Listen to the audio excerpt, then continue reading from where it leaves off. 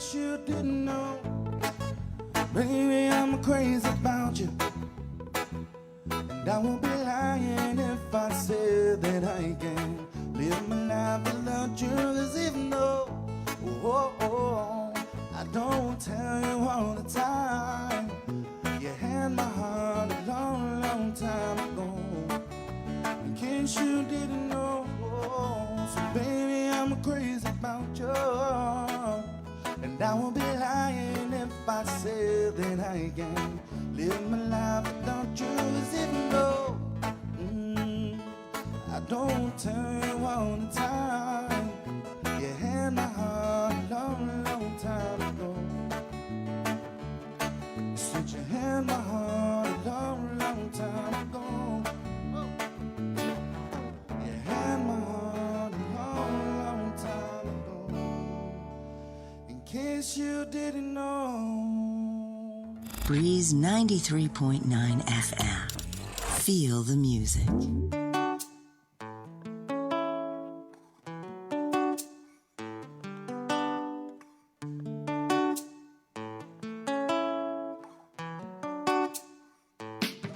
Boy, I'll be faithful. Promise not to hurt your heart. Swear I'm not able. I loved you from the very start. My love's on the table. Take it how you want it, boy, yeah. Take it how you want it. Boy, I'll be faithful. I promise not to hurt your heart. Swear I'm not able. I loved you from the very start. My love's on the table. Take it how you want it, boy, yeah. Take it how you want it, boy. Let's settle down and have a conversation. Whatever you're thinking, I'll be sure to listen. You're my man. You got what I need. Calling, I come running. I found what is it you're seeking. Don't worry, boy, don't worry about a thing. You can put your trust in me. Just say the word, what it is that got you bugging. I'll be there whenever you are stressing. And when I do get close to you, all of your friends ain't got no clue. I just can't wait to be with you. I promise I'll make everything so easy. Boy, I'll be faithful. Promise not to hurt your heart. Swear I'm not able. I loved you from the very start. My love's on the table. Take it how you want it, boy, yeah. Take it how you want it. Boy, I'll be faithful. I promise not to hurt your heart. Swear I'm not able. I loved you from the very start. My love's on the table. Take it how you want it, boy, yeah. Take it how you want it, boy. Boy, I'm all yours. Do it how you wanna. Put me on your shoulders. Got me a soldier. Here's the plan. Stay forever in my heart. Always by your side. Till death do us apart. Don't worry, boy. Don't worry about a thing. You can put your trust in me. Say the word, what it is that got you bugging. I'll be there whenever you are stressing. And when I do get close to you, all of your friends ain't got no clue. I just can't wait to be with you. I promise I'll make everything so easy.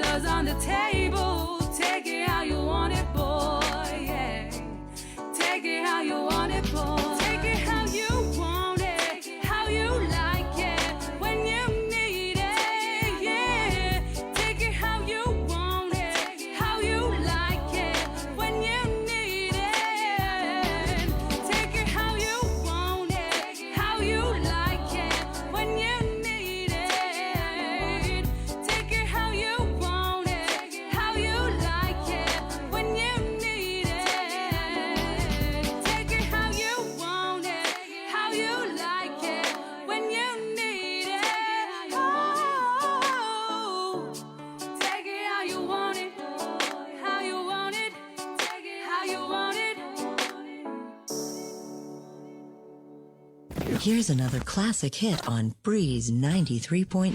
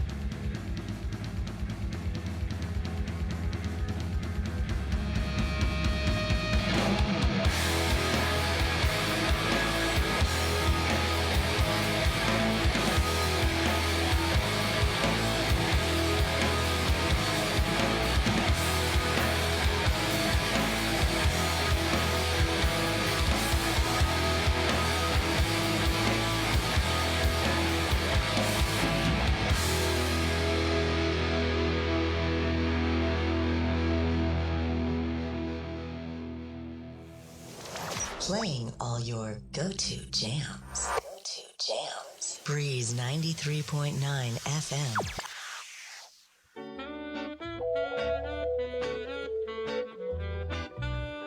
Original music, ladies and gentlemen.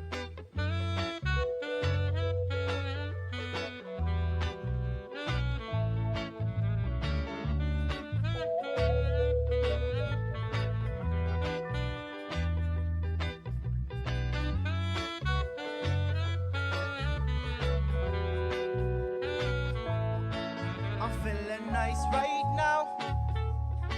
You know the mood is ringing. You see you're all a temptation, a positive statement on what is good. Don't like the groove too fast. See me like it nice and slow. With a skanky little bassline that'll make you move your waistline. So show me, oh, you know, na na na na na rock steady. Said, won't you rock steady? Oh, come on, rock steady. Oh, love, rock steady. Come on, rock steady. Said, won't you rock steady? Oh, please, oh, rock steady. Said, won't you rock steady? Come on, no. Let's get on the dance floor, move your body left and right. Hold you so close, and girl, I hold you so tight. Feeling on your curves and all over your waistline. So yeah, I'm feeling tonight. Girl, you know you got me in a trance. So hypnotized by the way you dance. Oh, you got me feeling like I had no chance to be your one and only romance. So for now, alright. Steady. Said, won't you rock steady? Oh, come on, rock steady. Said, won't you rock steady? Come on, rock steady. Said, won't you rock steady? Oh, love, rock steady. Said, won't you rock steady? Come on, no. Ooh, yeah.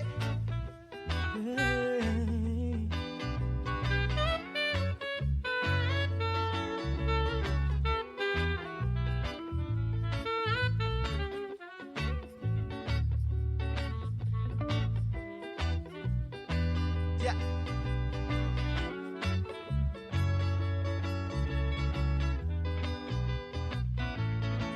Let me say, hey girl, how you doing tonight?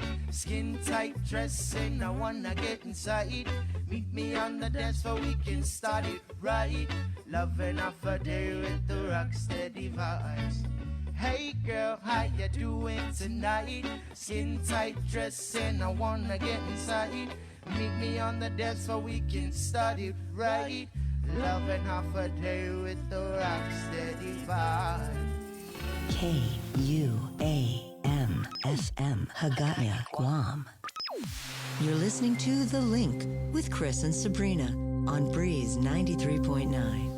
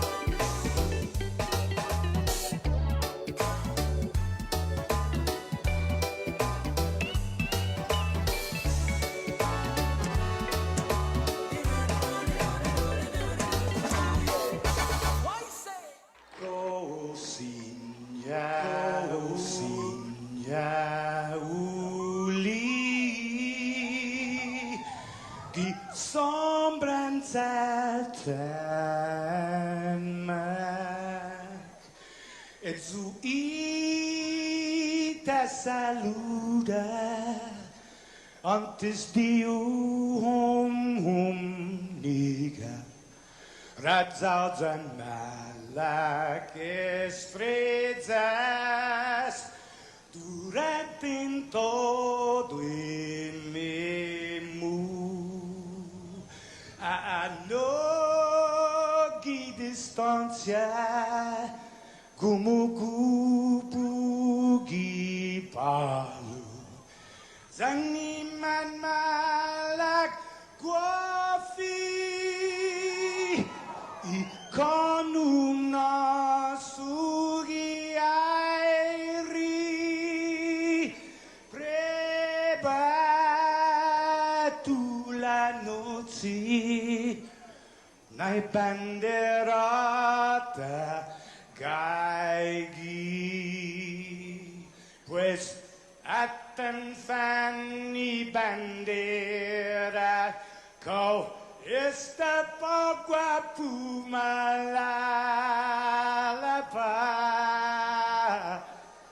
gila tanu man libri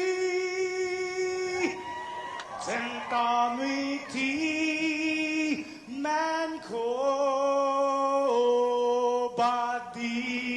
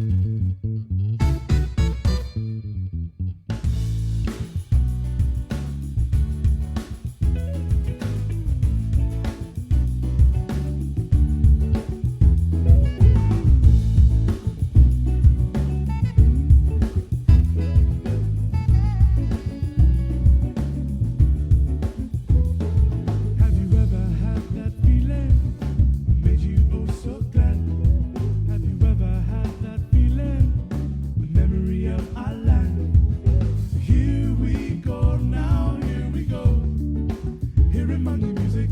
Here we go now. Feel the flow. Gini mastakilo. Hina soku. Gini mastakalo. Corazon. Then he must be good. Nani nasinyaku. Pressing my saddle. Arabaputei. Then defending. Hinengi. Cultura. Lenguaje. Airi. Hano. Zanitano Tamoru. Yes. Zanitano Tamoru. Yes. Shaku, la la la la. Did I to get into stop that? Did I to get into stop that? Did I to get into stop that? Did I to get into stop that? It's the who what been mad. Ihilo, Zani Biblia, Ibandera, Mohan, yes. Ibandera, Mohan, yes. Ibandera, Mohan, yes. Ibandera, Mohan, yes. Ibandera, Mohan, yes. Ibandera, Mohan, yes. Ibandera, Mohan, yes. Ibandera, Mohan, yeah.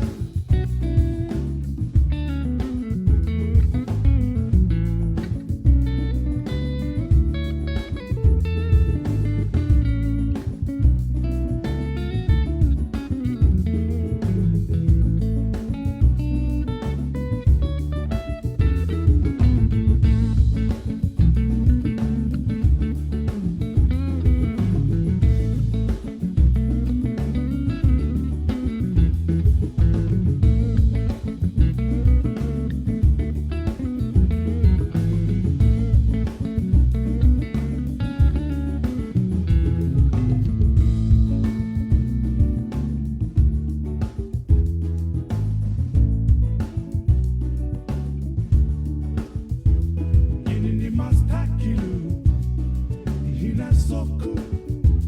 Gini mastakalo, corazon. Then he must be good. Nani nasinyaku, pressing my saddle. Arabaputei, then defending. Hinengi, cultura, lenguaje. Airi, hano. Zanitano Tamoru, yes. Zanitano Tamoru, yes. The Shaku, la la la. Did I to get into stop that? Did I to get into stop that? Did I to get into stop that? Did I to get into stop that? It's the who what been mad. Ihilo, Zani Biblia, Ibandera, Mohan, yes. Ibandera, Mohan, yes. Ibandera, Mohan, yes. Ibandera, Mohan, yes. Ibandera, Mohan, yes. Ibandera, Mohan, yes. Ibandera, Mohan, yes. Ibandera, Mohan, yeah.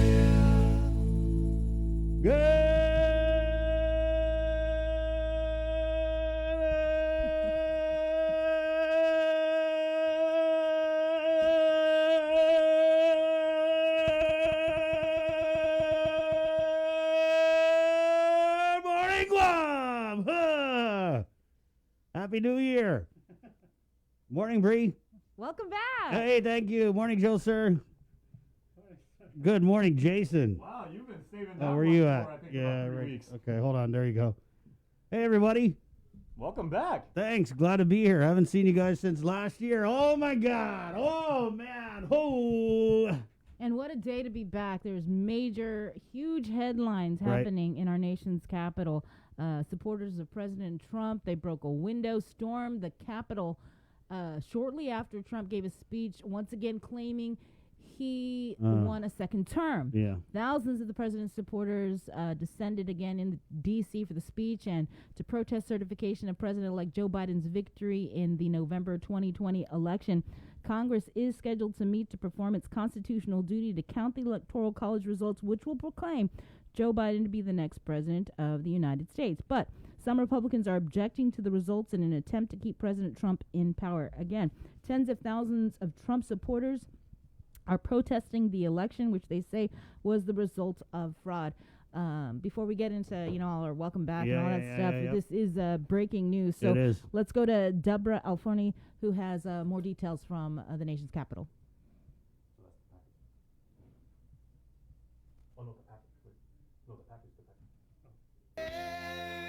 President Trump rallied with tens of thousands of protesters claiming Democrats stole the election. We will never give up. We will never concede. It doesn't happen. You don't concede when there's theft involved. The president is now pinning his hopes for overturning the election on Vice President Mike Pence, urging him on Twitter to send the votes back to the states, saying, "And we win. Do it, Mike. This is a time for extreme courage." He has the absolute right to do it. We're supposed to protect our country, support our Constitution, and protect our Constitution. A senior administration official tells CBS News Vice President Pence does not believe he has the power to decertify election results when Congress meets to count the Electoral College votes today. More than a dozen Republican senators and several more House members are planning to object, repeating the president's unproven claims of election fraud. The people of Missouri expect me to stand up tomorrow and say, whoa, there were big problems with this election. There were major election integrity issues. There needs to be an investigation. There need to be changes to the law. Senator Kevin Cramer from North Dakota has also been pressured by constituents to object, but says he won't do so. My oath is to the Constitution, and my conscience is captive to God, and conscience matters.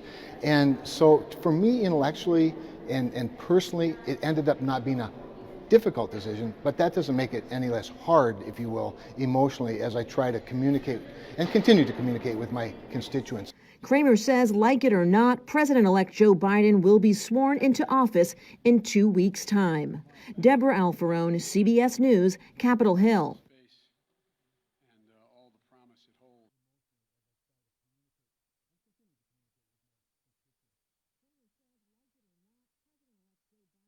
Sworn into office in 2 weeks' time. Deborah Alfarone, CBS News, Capitol Hill. All right, and as we said, we're starting the link this morning. Good morning, by the way, with a special report from the nation's capital where protesters have stormed Congress, and we now go to a live feed from NBC News. Again, this is the link on the Breeze, 93.9. Good morning, Guam, and beyond.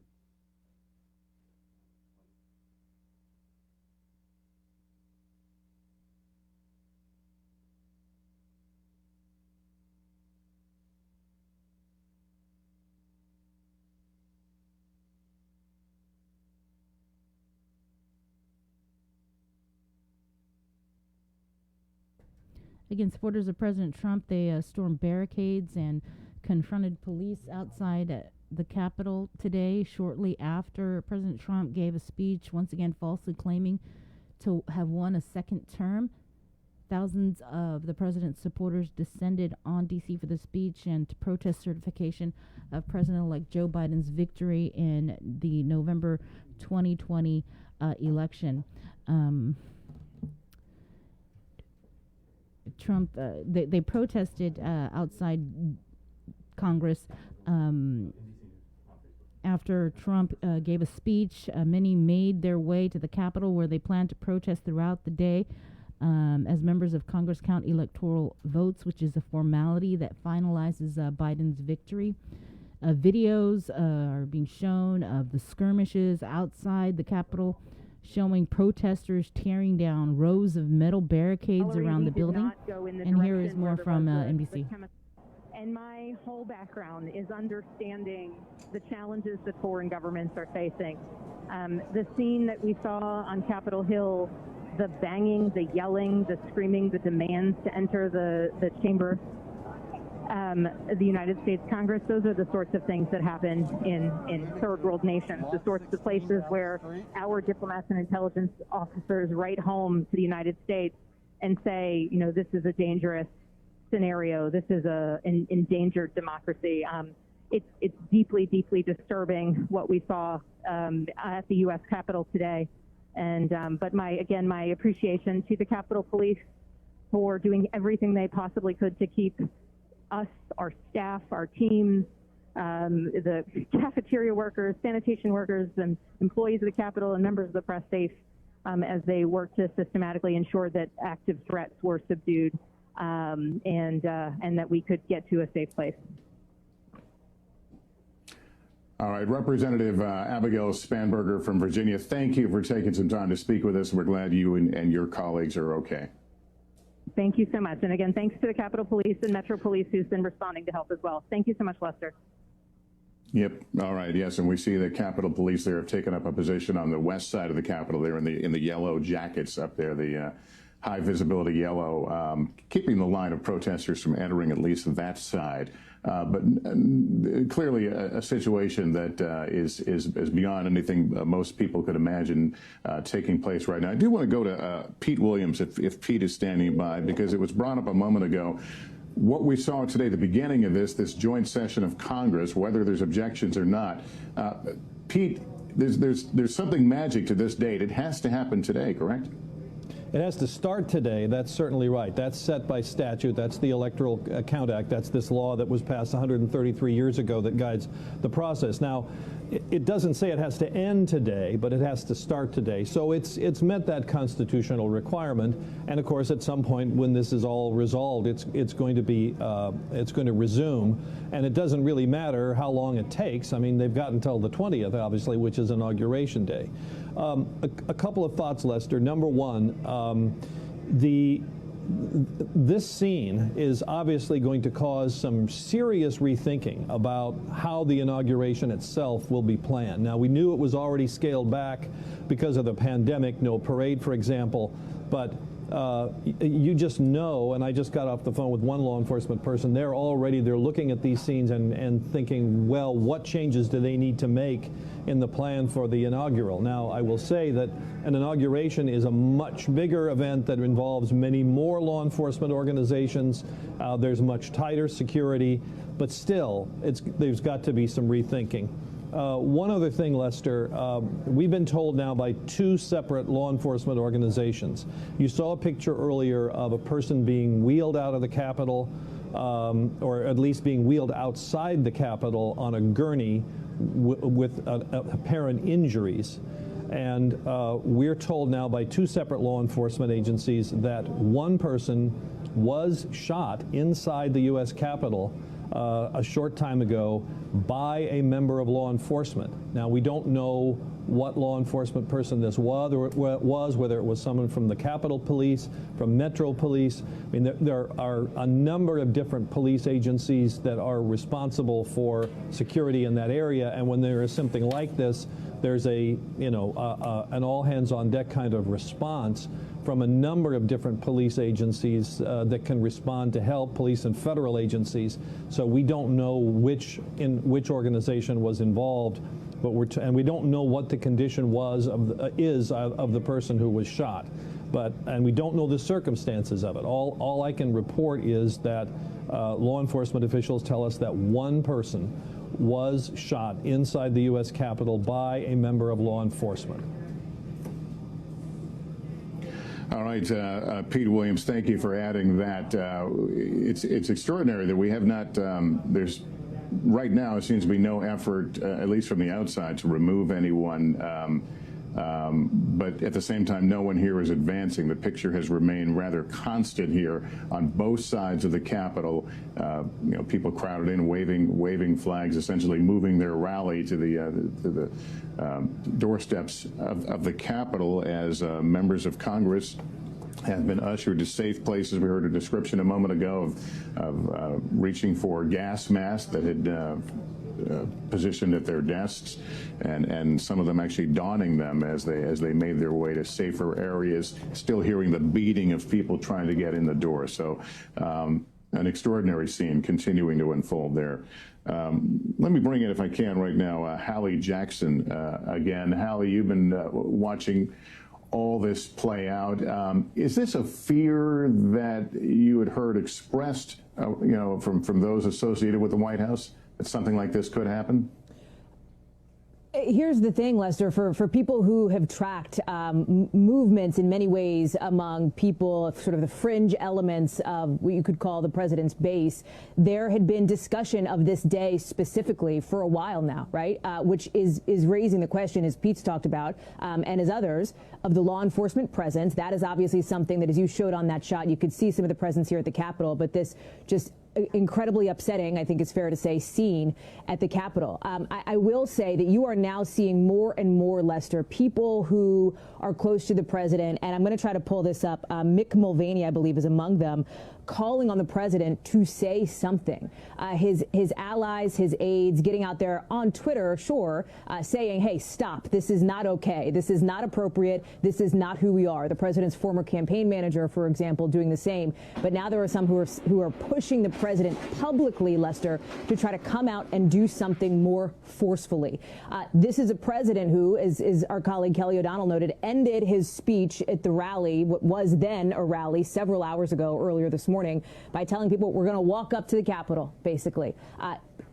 Amping them up, to use that kind of language, to come up to the Capitol. And what was, and I was on Capitol Hill, Lester, not 3-4 hours ago, and I'm telling you, I saw from our own eyes, didn't look like this, obviously. It was a mostly peaceful protest. It has turned into something very different, much uglier now.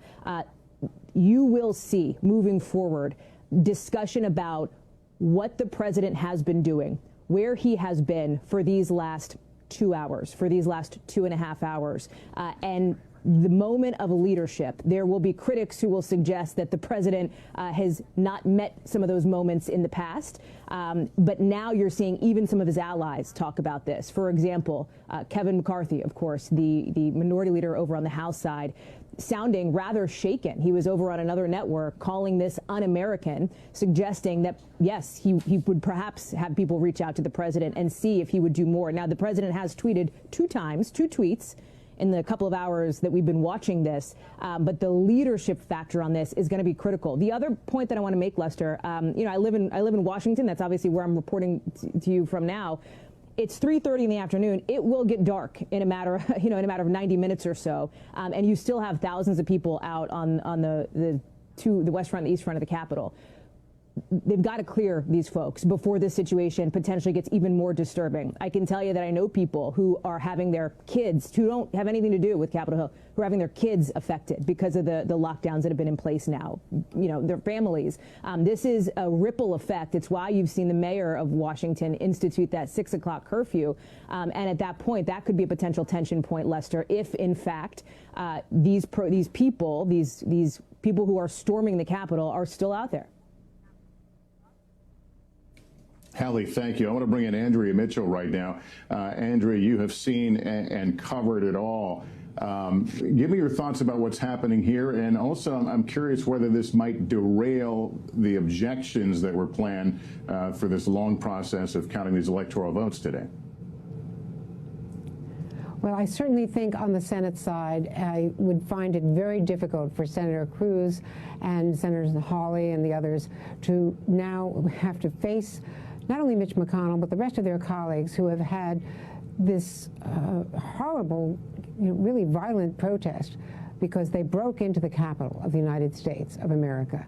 They hijacked our democracy while the Electoral College vote count. The vote was being counted. It was already certified, but it was being counted. And the process is going to pick up. They'll figure this out. I was talking earlier, interviewing Terry Gaynor, the former head of the Capitol Police, former sergeant at arms, and he said they will, bit by bit, they will move enough people in. They have, more than 1,000 Capitol Police. Clearly, they did not prevent the Capitol building from being breached on the second floor level, as you saw on the east front.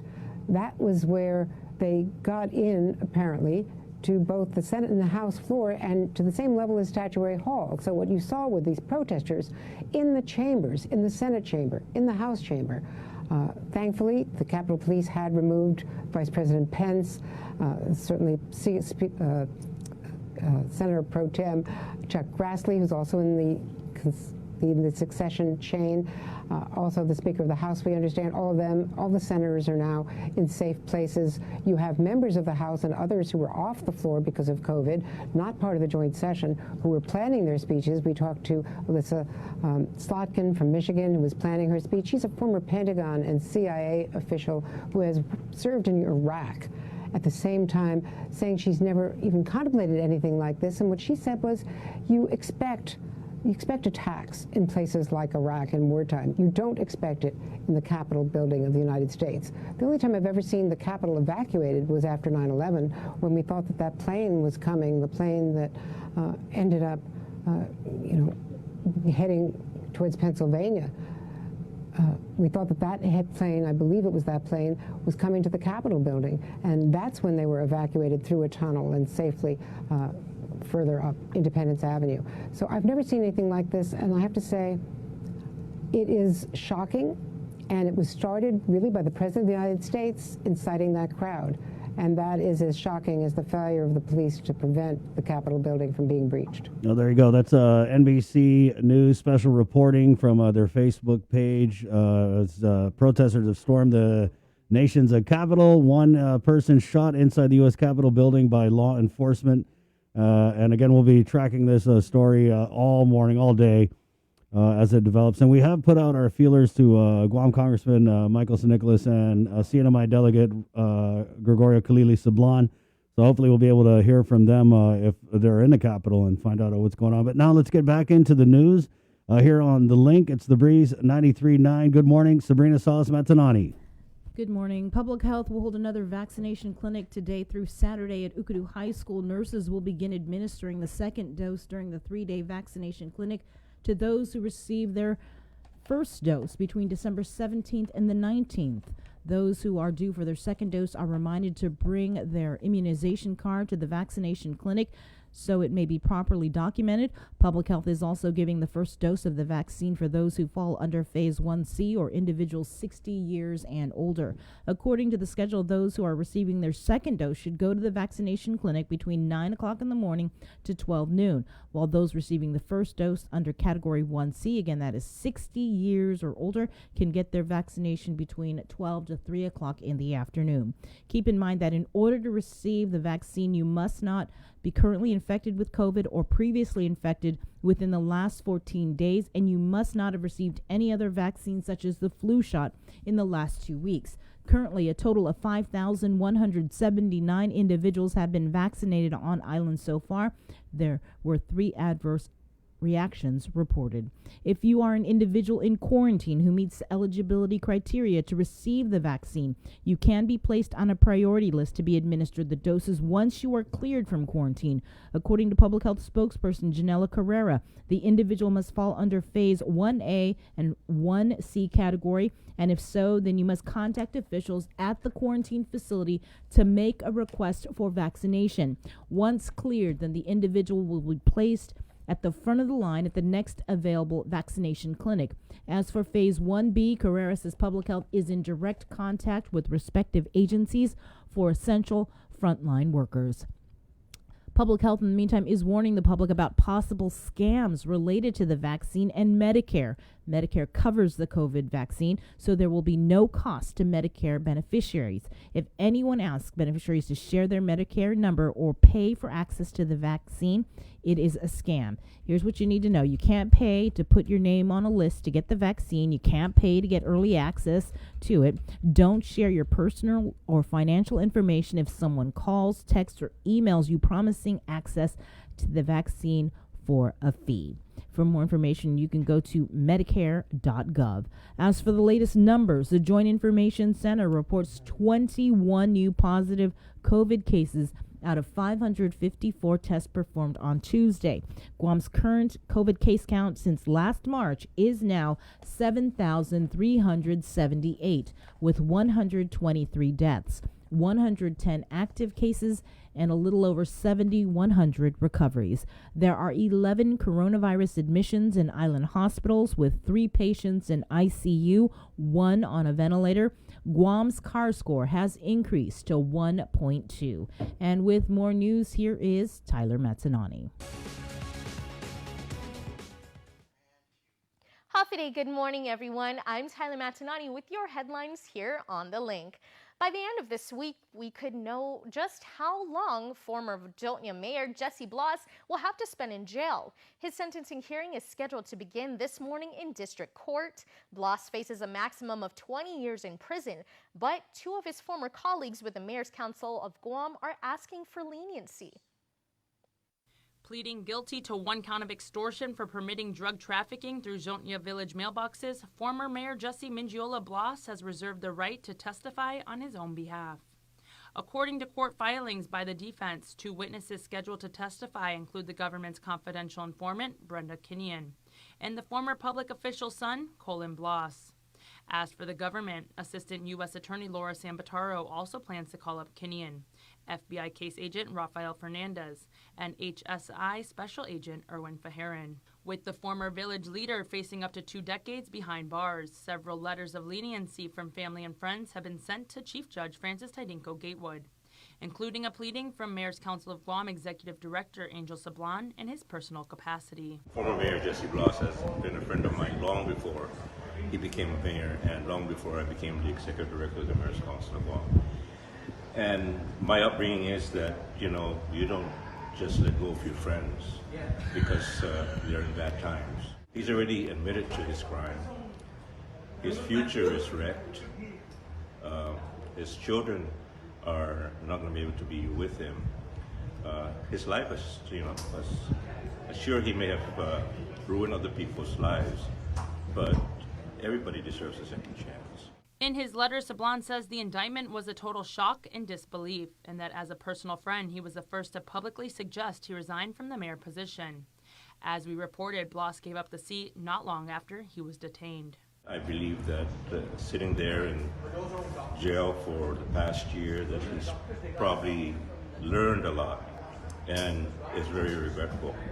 And so I just felt it upon myself that as a friend, to ask the court to consider what he has gone through. And I know that whatever happens, that he'll be a changed person. Bloss's former colleague and friend, Agate Mayor Kevin Sasuiko, sent a character letter to the court. He says he has known Bloss for 5 years, and the municipalities of Agate and Zhonya support and encourage each other to achieve the goals set forth for their constituents and community. Mayor Sasuiko stated, quote, Mr. Bloss displayed great respect and love for his position and new career as the mayor of Zhonya. In all hosted events and projects completed by Mr. Bloss as mayor, he placed his heart and commitment from start throughout completed. I have gained respect for Mr. Bloss towards all he has put forth for his municipality with pride and love, unquote. Mayor Sasuiko concluded his letter quoting Bible scripture John 8:7, which reads, Let him among you who is without sin be the first to cast a stone. Chief Judge has cleared her calendar for the expected 2-day-long sentencing hearing. Lieutenant Governor Josh Chinorio, who has been the lead on the island's homeless situation during the pandemic, says safety and security will be one of the major focuses of discussion during their upcoming OHAP meeting. The Lieutenant Governor cited a video of a riot near the Global Dorms as a reason why these issues were brought to the forefront. Based on that riot that we saw outside of the facility in the streets. We're just not sure who they were, but we'll take a look and see and make sure that we address and keep that community safe, including the inhabitants of the dorm. According to CSS Global Dorms site manager Mike Suzuki, the riot was between minors at Global Dorms and others in the neighborhood. The minors involved had been drinking. A police report has been filed. However, no arrests have been made. According to new OHAP Executive Director Sarah Thomas Nedadog, a meeting was held yesterday to discuss what happened and how best to go about implementing preventative measures. Nedadog says she will be presenting a recommended plan of action to the governor and lieutenant governor. The airport announced a change to its terminal entry procedures. Effective Tuesday, persons with disabilities unaccompanied minors, and those with special needs that require assistance will be allowed to bring in one other person to help them. Entry to the terminal is only allowed at 2 points, at the basement level from the public parking lot and the ground level west ticket lobby door. Departing passengers are also being thermally screened before check-in. Those who registered above normal reading will be sent to a secondary inspection situation for further evaluation by medical staff. GIAA has also limited entry to active travelers, on-duty employees, and contractors providing authorized airport services. That's the news for now. We'll see you all at 6 tonight on Primetime.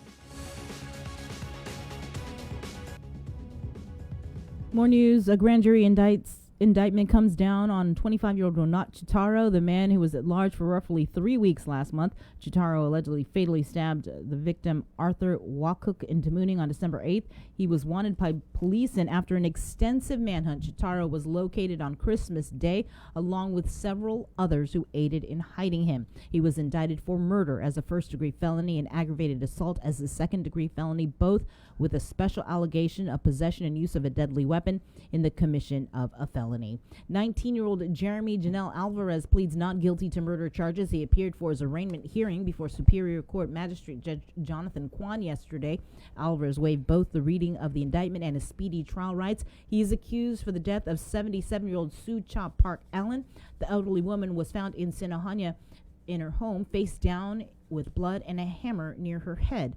The teenager allegedly hit Allen multiple times with a hammer because she denied him Xanax and touched him allegedly inappropriately. His next court appearance will be in Judge Vern Perez's courtroom. A date has not yet been set. Public Health received reports of 2 confirmed and 6 probable leptospirosis cases. As we previously reported, there were cases late last year. All have since been treated with antibiotics. Leptospirosis is a bacteria that is spread by the urine of animals such as feral pigs and most often contracted by humans through an open cut in water or mud. Although 95% of cases are mild and resemble the flu, 5% are more severe, resulting in extremes such as kidney shutdown. People who feel sick with the fever and think they have the disease, consult your doctor. The infection has commonly been seen in people who have been hiking or swimming in streams and rivers in the southern part of Guam.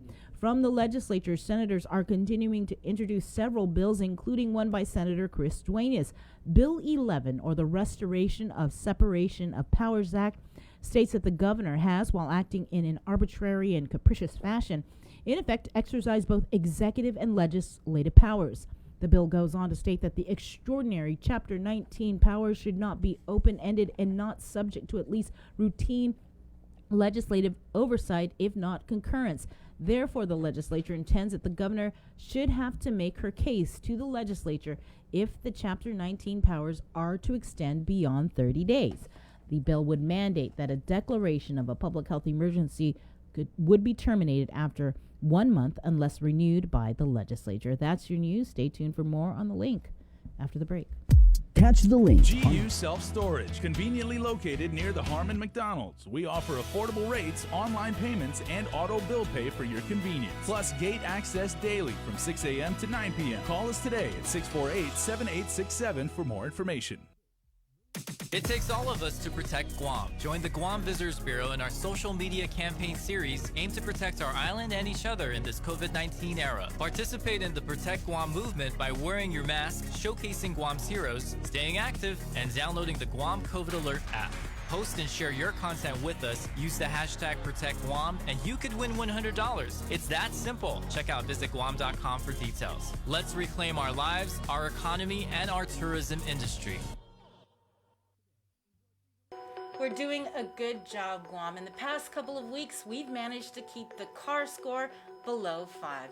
Together, we rose to the challenge when the governor asked us all to strive for 5. In the past couple of weeks, we've not only brought the CAR score way down from being in the high 40s to below 5, we've shown the governor that we're capable of altering the course of this pandemic.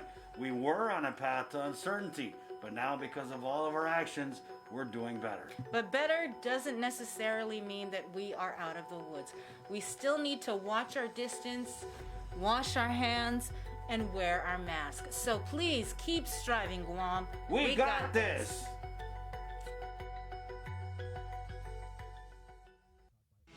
The relationship between Guam and Manila, Philippines is undeniable as we share similar cultural traditions, history, and heritage, with generations of Filipinos calling Guam home. KUAM presents a monthly look at the capital city featuring in-depth and engaging interviews on everything from medical tourism to new business and government leaders. Veteran newscaster Nestor Lecanto delivers Beyond Our Borders. This special program is brought to you by the Bank of Guam and KFC. Good day, everyone. On behalf of 3rd Squad, 1st Platoon, Sec 43, we would like to wish you Merry Christmas and a Happy New Year! These special season's greetings from our troops is brought to you locally by McDonald's of Guam and KUAM Communications. You're watching The Link with Chris and Sabrina on TV 11. Stick around because we're next on CBS This Morning. We got your 6. At 6 a.m. with The Link on Breeze 93.9 FM. Bree and I connect you with all the latest news and information you need to know to start your day. Then check back with Guam's news leader at 6 p.m. for the day's top headlines with KUAM News Primetime. From 6 a.m. to 6 p.m. and everything else in between with KUAM Digital, we got your 6.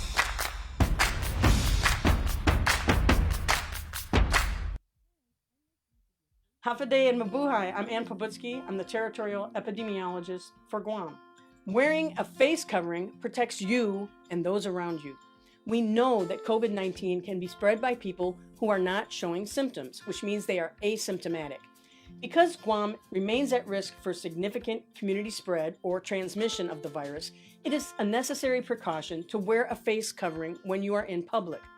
Everyone must wear a face covering when they leave home, have it visible at all times, and put it on when they see others nearby. Face coverings are required for everyone when shopping at stores, seeking health care, and inside the workplace. Covering your face reduces the chance that you will unknowingly infect someone else if you are carrying COVID-19 but have no symptoms. Prevention saves lives. For more information, please call 311 or visit our website at dphss.guam.gov. We got your 6. At 6 a.m. with The Link on Breeze 93.9 FM. Bree and I connect you with all the latest news and information you need to know to start your day. Then check back with Guam's news leader at 6 p.m. for the day's top headlines with KUAM News Primetime. From 6 a.m. to 6 p.m. and everything else in between with KUAM Digital, we got your 6.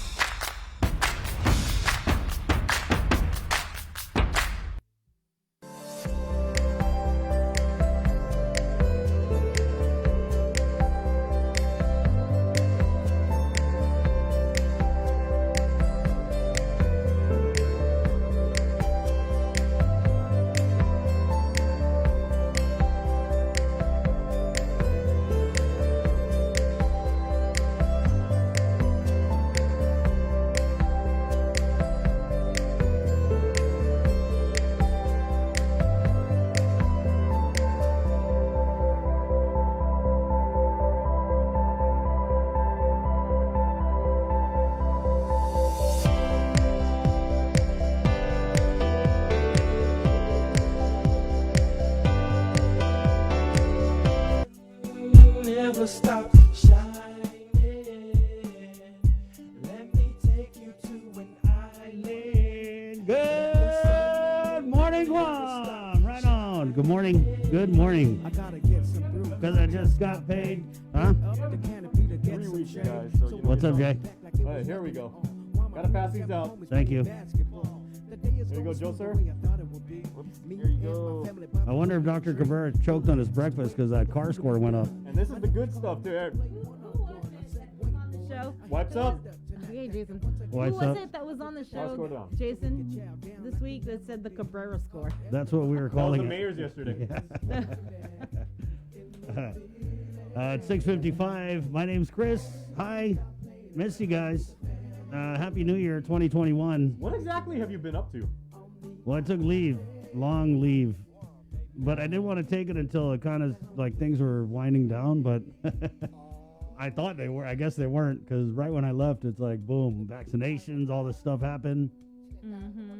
Sorry. Everything was chill when you were gone, and all of a sudden, the day you come back, it's like car score goes up from 0.9 to 1.2. Right. Right, and we have the major headlines happening right now in the nation's capital. Right. Just to bring you guys up to speed, that shortly after President Trump addressed his supporters, vowing never to concede the election, large crowds of pro-Trump protesters marched to the U.S. Capitol to square off with Capitol Police. Protesters broke through several barriers placed at the steps of the Capitol while the certification of Electoral College votes began inside. Outside, protesters could be heard chanting USA, USA, and this is our house, as they quickly began forcefully removing metal barriers meant to keep space between police and crowds.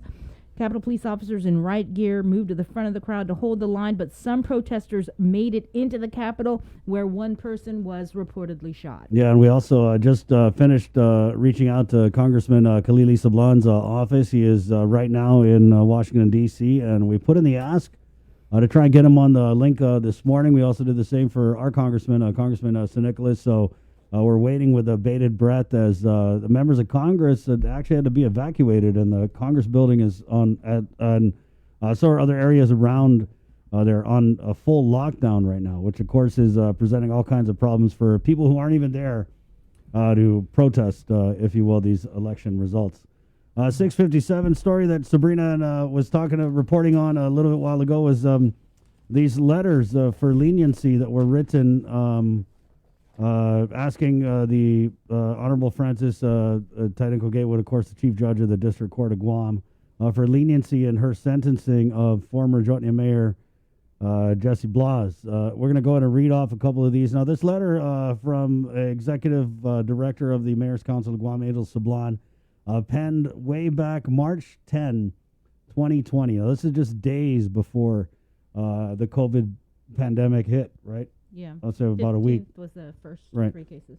So Mr. Sablan writes, Dear Judge Tidenko Gatewood, off a day, Your Honor, I write this letter to request your favorable decision to grant leniency to Jesse M. Blas, former mayor of Jotnia. I write this letter in no other capacity than a personal friend. I've known Jesse for many years. He's always shown me the utmost respect in all our interactions, and we've treated each other as brothers would. I've never known him to be a man of scrupulous ways.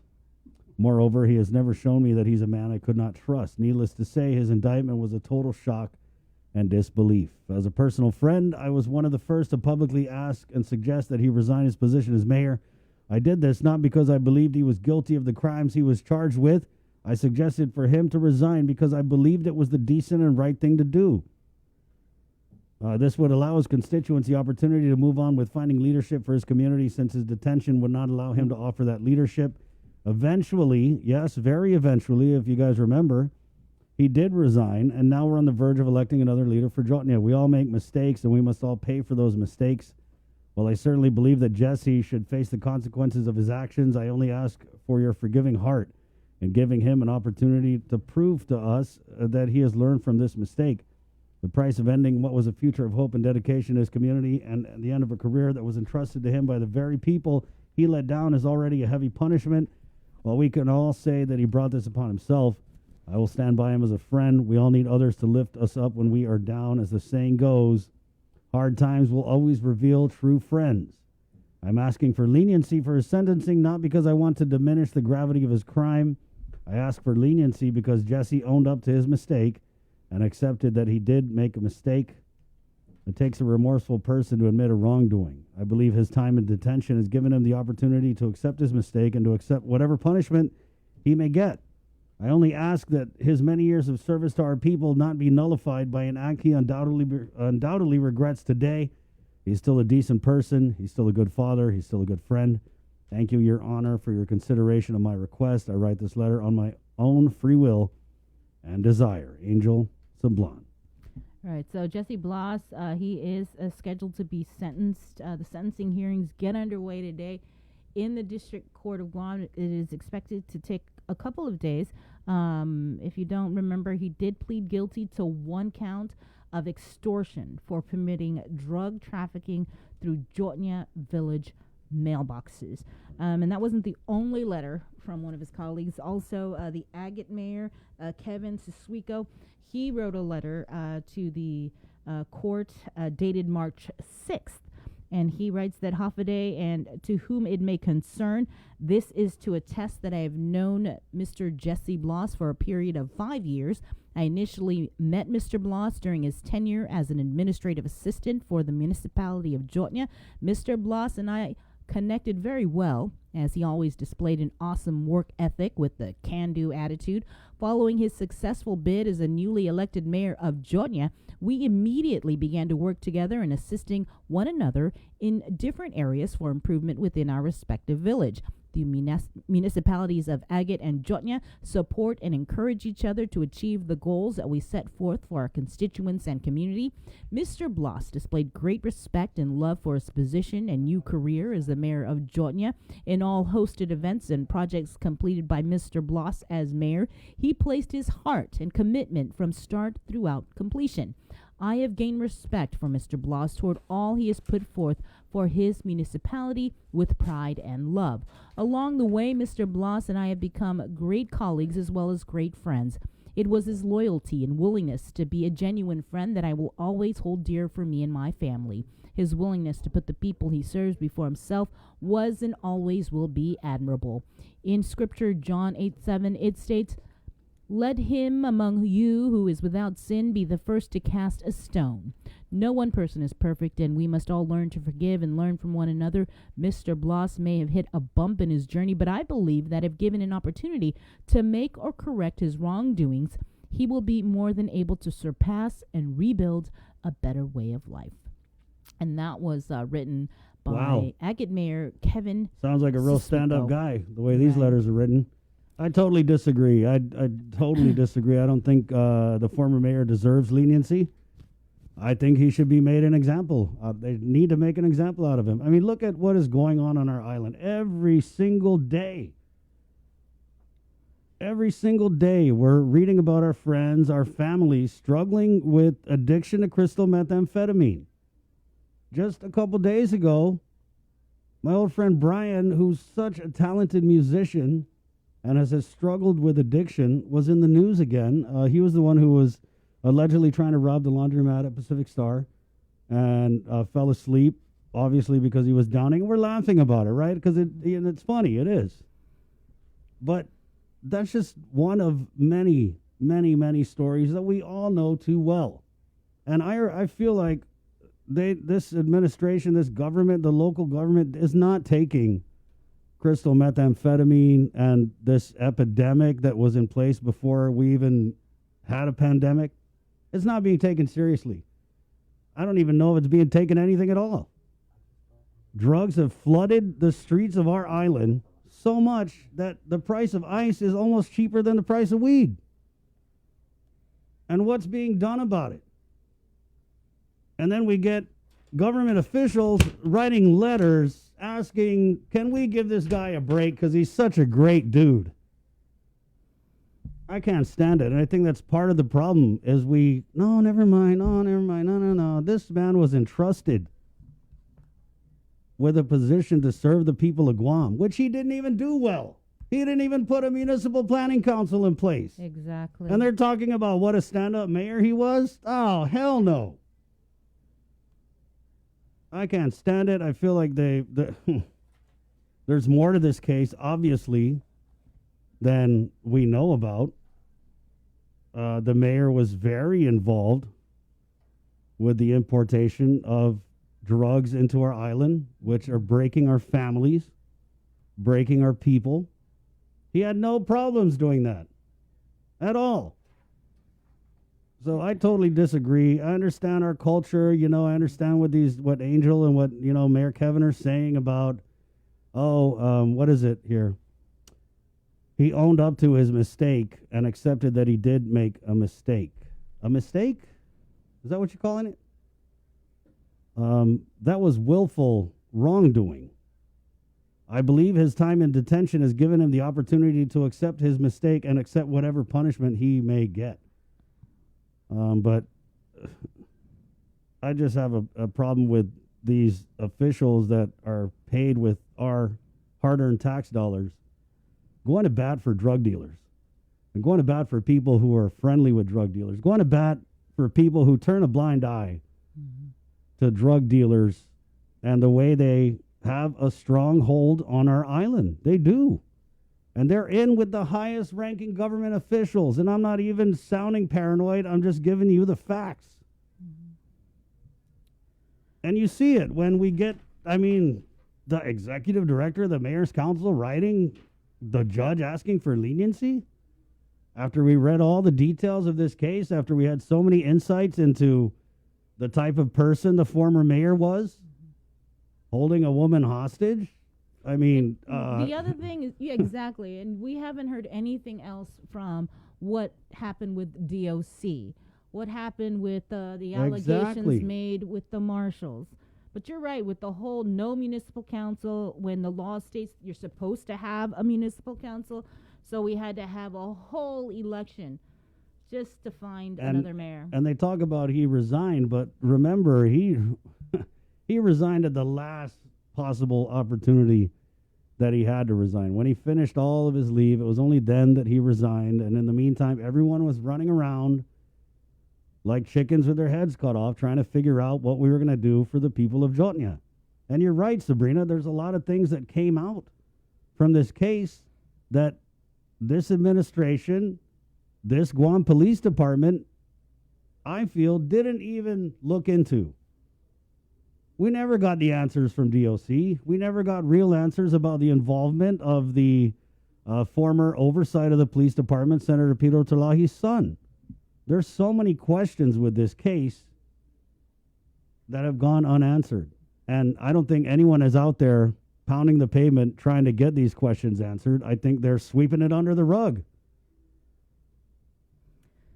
So, yeah, he is scheduled to be, the sentencing hearings are scheduled to begin today. The confidential informant, not so confidential anymore, Brenda Kinian, is expected to testify, as well as the former mayor's son, Cullen.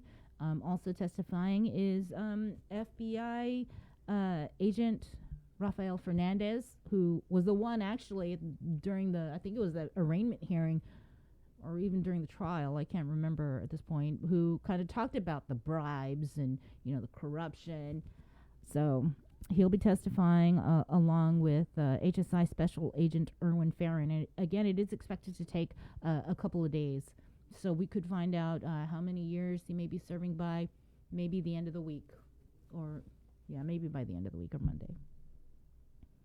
Yeah, it's just it's disgusting. I feel it's disgusting, and I get it. I've written letters asking for leniency for my party, family members. I understand, but they weren't bringing in pounds of crystal meth in a cluster mailbox and flooding the island. And I just have such an issue with the message that we're sending to the people who are doing the real damage to our people, and those are the drug dealers. Those are the people who are bringing in the stuff. Those are the people who are selling it. We're catching all these little fish with their expired license plates, pulling them over, glass pipe with residue every day. Every day you read the magistrates. Multiple people. 5, 10, as many as 50 in a week, busting these little people. But then we get someone like former martial arts fighter Ricky Camp caught allegedly bringing in, 5 pounds of meth, and they let him out on pretrial. It's crazy. It's crazy. Meanwhile, some dude who's at the bottom of the totem pole, who's got a dirty pipe in his car, is locked in DOC, and they throw away the key just on pretrial. So obviously, guys, we're not idiots. You can put 2 and 2 together. And the way that these drug dealers are sliding on our island, to me, that shows that they are in bed with the most powerful people. And who are the most powerful people on this island? The politicians. Anyway, hi. I've been wanting to say that since last year. I know, I just can't handle it. I saw Tony Regis, a guy who used to fight in PXC. Nice guy, bright future. Struggling with addiction. Baby Joe Timing Low. Right? Obviously having his share of issues. These are people that, I know these people. They were good people who were ruined by bad people and their drugs. And I just think it's high time.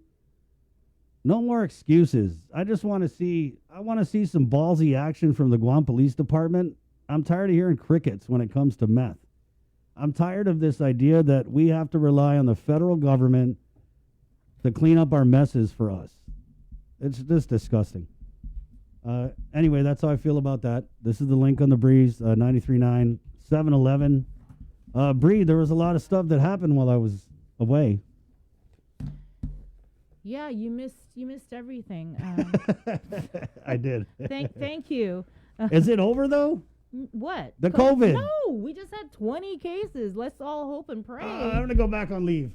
No, you're not. No, yeah. And I just You want missed also, the inauguration. Yeah, I did. But there's a lot that I do want to talk about, like the, and we have Christine Farron from Yes. Department of Ag coming on. We're in lepto condition 4 right now. Mm-hmm. Are we going to come out with a lepto? P-Corps?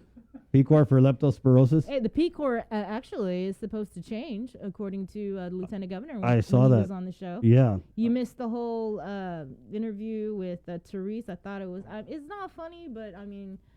She didn't know. She didn't know that Carlo Branch was hired back at the legislature as the executive director. And let me tell you why they brought Carlo Branch back. He was a semi-regular on the show here. He went toe-to-toe a couple times with Tony Atta. They have a different debate style, so it made for some interesting entertainment.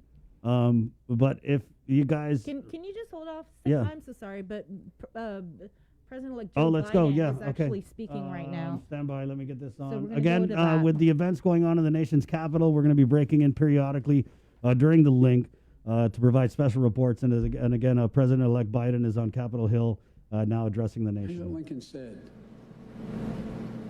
he said, "We shall nobly save or merely lose the last best hope on earth." Went on to say, "The way is plain, peaceful, generous, just. A way which, if followed, the world will forever applaud and God must forever bless." The way is plain here, too. That's who we are. It's the way of democracy, of respect, of decency, of honor, and commitment as patriots to this nation. Notwithstanding what I saw today and we're seeing today, I remain optimistic about the incredible opportunities. There has never been anything we can't do when we do it together. And this god-awful display today is bringing home to every Republican and Democrat and Independent in the nation that we must step up. This is the United States of America. There's never, ever, ever, ever, ever been a thing we've tried to do that we've done it together. We've not been able to do it. So, President Trump, step up. May God bless America, and may God protect our troops and all those folks at the Capitol who are trying to preserve order. Thank you, and I'm sorry to have kept you waiting. We've seen today. President-elect Joe Biden calling on President Trump to step up, calling what's happening at the Capitol right now a democracy under assault, and calling on the president to go on national TV to call for an end of the violence we've seen in and outside the U.S. Capitol tonight. An extraordinary moment. Joe Biden actually making a few comments. Okay, as he departs the stage, enough is enough is enough. Joe Biden, who has at times during this period leading up to his inauguration played the de facto healer in chief, once again taking that role under circumstances that probably even he couldn't have imagined. What we're seeing today, supporters of the president who have stormed the U.S. Capitol, who have desecrated parts of the Capitol. We've seen it in a series of photos. Just before we went to the president-elect, we should note some other major news taking place, somewhat related to all this. NBC News now projecting that Jon Ossoff, the Democrat will win the Senate runoff in the state of Georgia. And that leads to the projection that Democrats will regain control of the U.S. Senate. It'll be a 50-50 split. Vice President Kamala Harris, Vice President-elect, as Vice President, will have the tie-breaking vote. So that just breaking here a few moments ago before we went to Joe Biden. Let's go back to Hallie Jackson right now, who can give us some more insight as to what is happening there in Washington as the light begins to dim. As it begins to get dark here, Lester, I can tell you that it appears we are going to be hearing from President Trump at some point in the coming hours. I'm told just moments ago by a senior administration official that the president will have a taped message coming shortly. Presumably, of course, one would imagine, to address the chaotic, difficult, mob-like scene that we have seen at the Capitol outside and inside as we're playing now some of that video from earlier of the protesters storming the steps. We still do not know. I have no clarity on remarks, for example, the content of those, what specifically the president might say. But you have to remember, he has had people close to him, people who are his Republican allies, publicly now call on him to do something. Not just Joe Biden, right? Not just what we heard from the president-elect, who is ending his remarks and very clearly saying, time to step up, President Trump. It appears we will hear something from the president. Of course, Lester, this could go in various directions, right? Presumably, you have to think that the president will, in fact, call on these now rioters to stop, to abandon this so-called mission, to turn around and to leave, particularly now as we are coming within just, an hour and 45 minutes of this curfew happening. So that's one piece of it. But, Lester, this is also a president who, over the last 2 weeks, it can be said fairly and objectively, has worked to spread misinformation repeatedly about the election's results, repeatedly calling on his own vice president to try to, in my words here, mess with the results of this electoral college vote count. The vice president does not have the authority to do that. The president has repeatedly insisted he has won states, specifically, for example, Georgia, that he did not win in this election. The president has repeatedly insisted that he is, in fact, the person who should legitimately be inaugurated, take office, continue to keep office after January 20th. That is not accurate. That's not true. That's not correct. That's not what's happening. The president may have a platform here with the world watching him to continue to make those false and misleading and inaccurate and troubling claims. We talk about the world watching, Lester. I have to tell you, Boris Johnson, the Prime Minister of the UK, is reacting to this as well, calling what you're seeing on the screen now disgraceful scenes in the United States.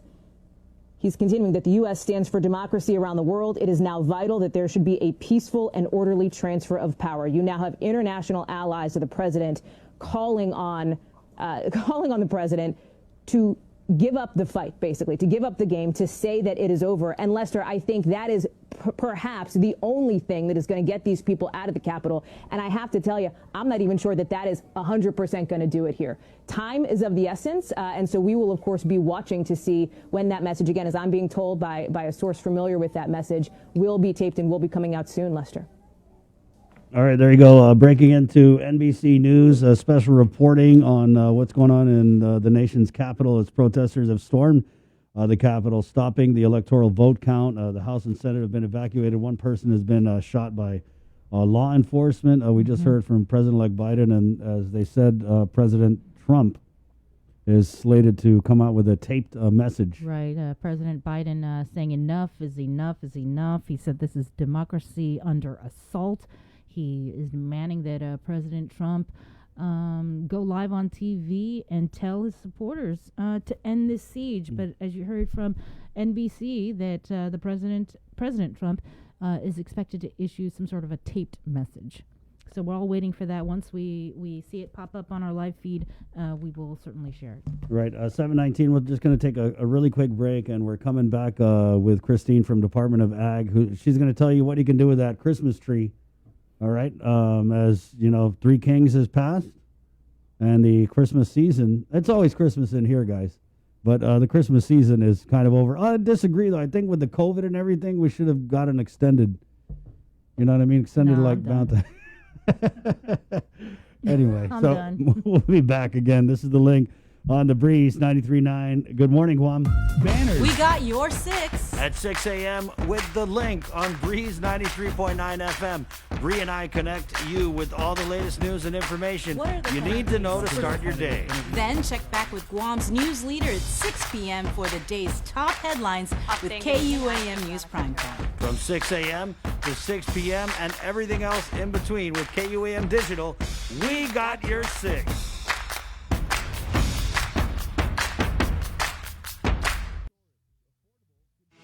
The relationship between Guam and Manila, Philippines is undeniable as we share similar cultural traditions, history, and heritage, with generations of Filipinos calling Guam home. KUAM presents a monthly look at the capital city featuring in-depth and engaging interviews on everything from medical tourism to new business and government leaders. Veteran newscaster Nestor Lecanto delivers Beyond Our Borders. This special program is brought to you by the Bank of Guam and KFC.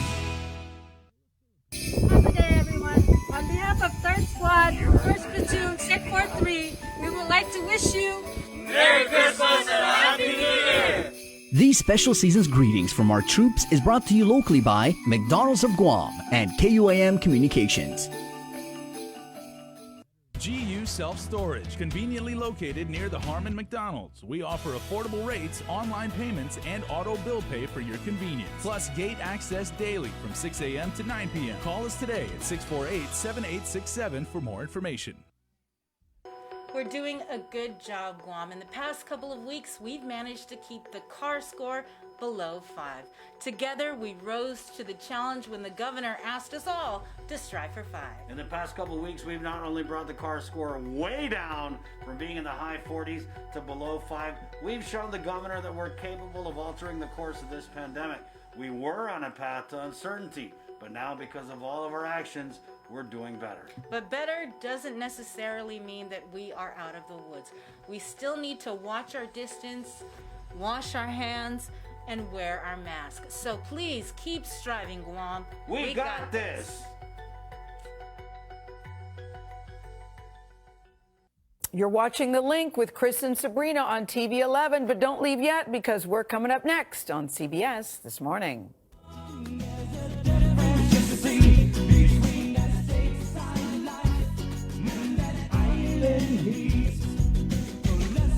All right, we're back. Good morning. My name's Chris Barnett. Not a function. In case you forgot, over the last 3 weeks. Well, back. I know I haven't seen you guys since last year. Happy New Year. I got a punchline for you guys. Agate fireworks being investigated by Guam Police Department. Yeah, right. Everybody knows ABT's running GPD now. Yeah, that was a weird New Year's. I made it to about 11:30. That's kind of late for me.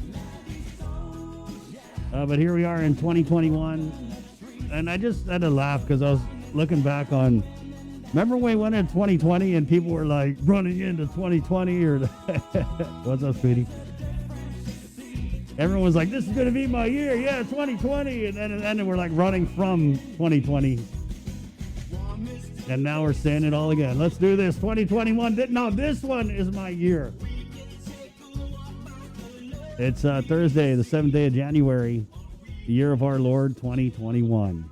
Although I think 2021, it says 2020 2.0, at least for a little bit. It's a very interesting time we're living in right now on Guam because I feel like a lot of people are turning the page on the pandemic because the vaccine is here, right? And so I feel like a lot of people in their mind are thinking that it's over. But if you track the stats, I mean, obviously we still got to be careful. Yeah. And I mean, still wearing the mask, still need to do what we have to do to avoid the spread of the virus. And right when you really thought it may have been over, here comes the variant. Dun, dun, dun! I mean, people with a dark sense of humor, me included, I laughed when I saw the stories out of Europe, like there's a new strain of COVID-19, COVID 19.5 or whatever they're calling it, COVID-20, right? I know that there was something in the news where public health said we don't have any confirmed cases on Guam. But my mom sent me something from the States, and right now I think a lot of people are having some anxiety about whether or not the vaccine will prevent you from catching the new COVID-19 variant. That being said, that's one thing, right? But the other thing is we've only had 5,000 people vaccinated, which, big props to public health. I know it was tough. I was actually at the second, I want to say it was the second Manomco vaccination clinic. And it was definitely way smoother than the first was. As I remember the first, you guys had reported that a lady had fallen over, broke her ankle, tripped on a curb. People were just not happy with the way that vaccination was set up. And I get it. I get that public health, I mean, they had this gargantuan task, right? That they have to get our most vulnerable senior citizens vaccinated. I get it. I get that it's huge, right? But I also get that there should have been a frickin' plan. That there is a plan, actually. A pandemic readiness plan in place that is supposed to have all of these things thought out, laid out, and covered. I don't know where that plan is. I feel like it's because it was a Calvo Tenorio thing. It's probably in some filing cabinet, filed away, or run through the shredder. But public health really did a strong pivot after that first day. And it's unfortunate that at the end of the day, on both of those days, and pretty much all the vaccination clinics, it's sad that our seniors have to wait hours to get the vaccine. Did you go over the fact about what Robert Hoffman told us yesterday on the link? Bree, I missed it. Okay, so Robert Hoffman, he was on the show yesterday. Because they're going around getting a list of homebound residents. Right. And he told Public Health that there's this other side, people, there are Manomco that don't want to go back to get that second dose. Right. Because of the problems they had experienced when they got the first dose. Right. So I don't know how it's going to go today, but yeah, he said a lot of them just don't want to have to deal with that again. And, I just kind of pointed out to him that it's interesting because they did acknowledge the fact that there were issues on that first day. Mm-hmm. So they made adjustments to correct it. But let's not forget that, Art St. Augustine, and no disrespect to him, but he was he was head of the Senior Citizens Division for years. Mm-hmm. And so, I mean, how would you not know that, you kind of should prepare for our vulnerable and our precious Manomco? Yeah, and I just feel like they're using, and who hasn't used the "we're in a pandemic" is totally unprecedented excuse. But again, I also feel like this is something that we planned for, and I'm not sure if the plan wasn't good enough or if they, or whatever the reason was. But it pretty much seems like they threw the plan out the window. Mm-hmm. And people were talking when I was in line. For the vaccination clinic, people were just... All right, President Trump, by the way, he is speaking. Okay, we're going to break in here, guys. Again, special reporting with NBC News. President Trump now speaking. Or he may have just wrapped up. Still with me. I mean, here you are. You're on lockdown. Was that good enough for you? He's telling folks this was stolen from you. This was awful, but go home now. Do you think that was the kind of statement that will get the job done?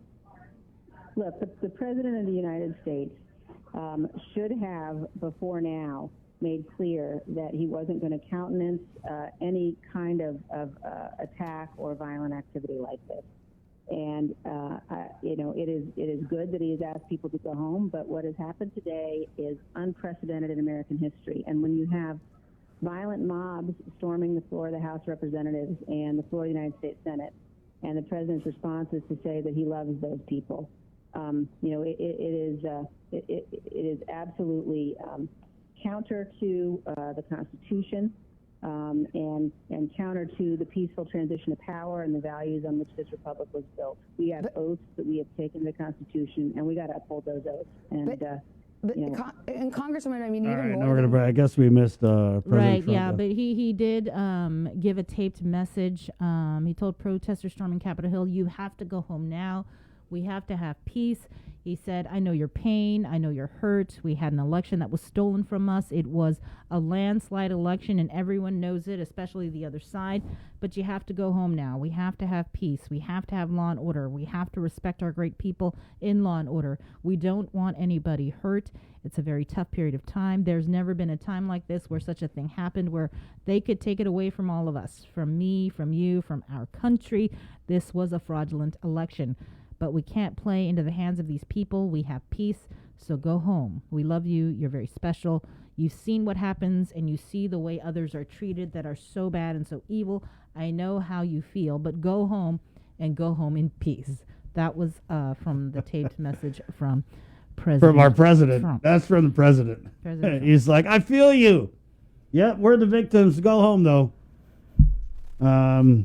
So, again, we'll be jumping into this NBC News special reporting on the events in the nation's capital as they got a live shot.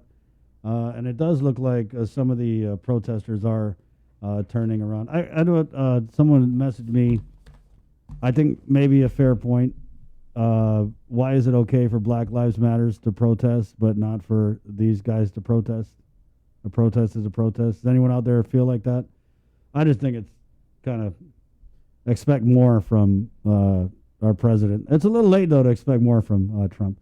7:31. Well, let's go ahead and jump into the KUAM News Zoom room where she's waiting patiently. It's got nothing to do with COVID or with the events in the nation's capital, which we're keeping track of, but it has everything to do with Christmas and closing out the Christmas season. This is something Department of Ag offers, I believe, every year. So let's bring on Christine Camacho-Farron, who is the Forestry Division Chief, Department of Agriculture. Good morning, Christine. Good morning, Bananas Idzos. Bananas Idzos. Good to see you again. I haven't seen you since last year. How's the family? We're good. We're good. My Christmas tree's still up. Right. We have an artificial we've used for several years. Yeah, So I always get I'm the gonna leave it up. I always get the real one, but this year because they didn't really bring in a lot of trees. I know people snagged them up early. Some people even had 2 or 3. We had to go artificial. So yeah, I'm not going to be bringing that to get mulched anytime soon. But for those people who did, who were lucky enough to get the real ones, or maybe even use Tongan this year for Christmas, where do they go and what do they bring and what do they got to do? Come on down to the Department of Agriculture off Dairy Road in Manilao. So if you're familiar with the compound, you're gonna go to the warehouse and parking lot across the street, sort of diagonal from our main office. It's where historically we used to have May Harvest, May Fest. So we're gonna do the drop off, same place we were last year, right there on the parking lot. It's a drop and go. So just pull up, drop off your tree and go. We'll be set up with the pop-up and the chipper. So the crew will just have to grab the tree. We only ask that the tree is, of course, all ornaments, decorations, tinsel, all of that removed completely. So we don't destroy the one chipper that we have. And it's again, free service. And we're also encouraging, because even last year we did the tree chipping and I drove around the island and I still found trees on the side of the road. That was crazy. Like, why do that? There are wonderful vendors that offer for a fee, places where you can drop off your tree and properly dispose of it. So what we're doing is just for 4 days, today, tomorrow, Monday and Tuesday of next week, from 8:30 to 12:30, come on down, completely clean tree, we'll chip it. And if anyone's interested in the chip after we've completed chipping, they're more than welcome to take that.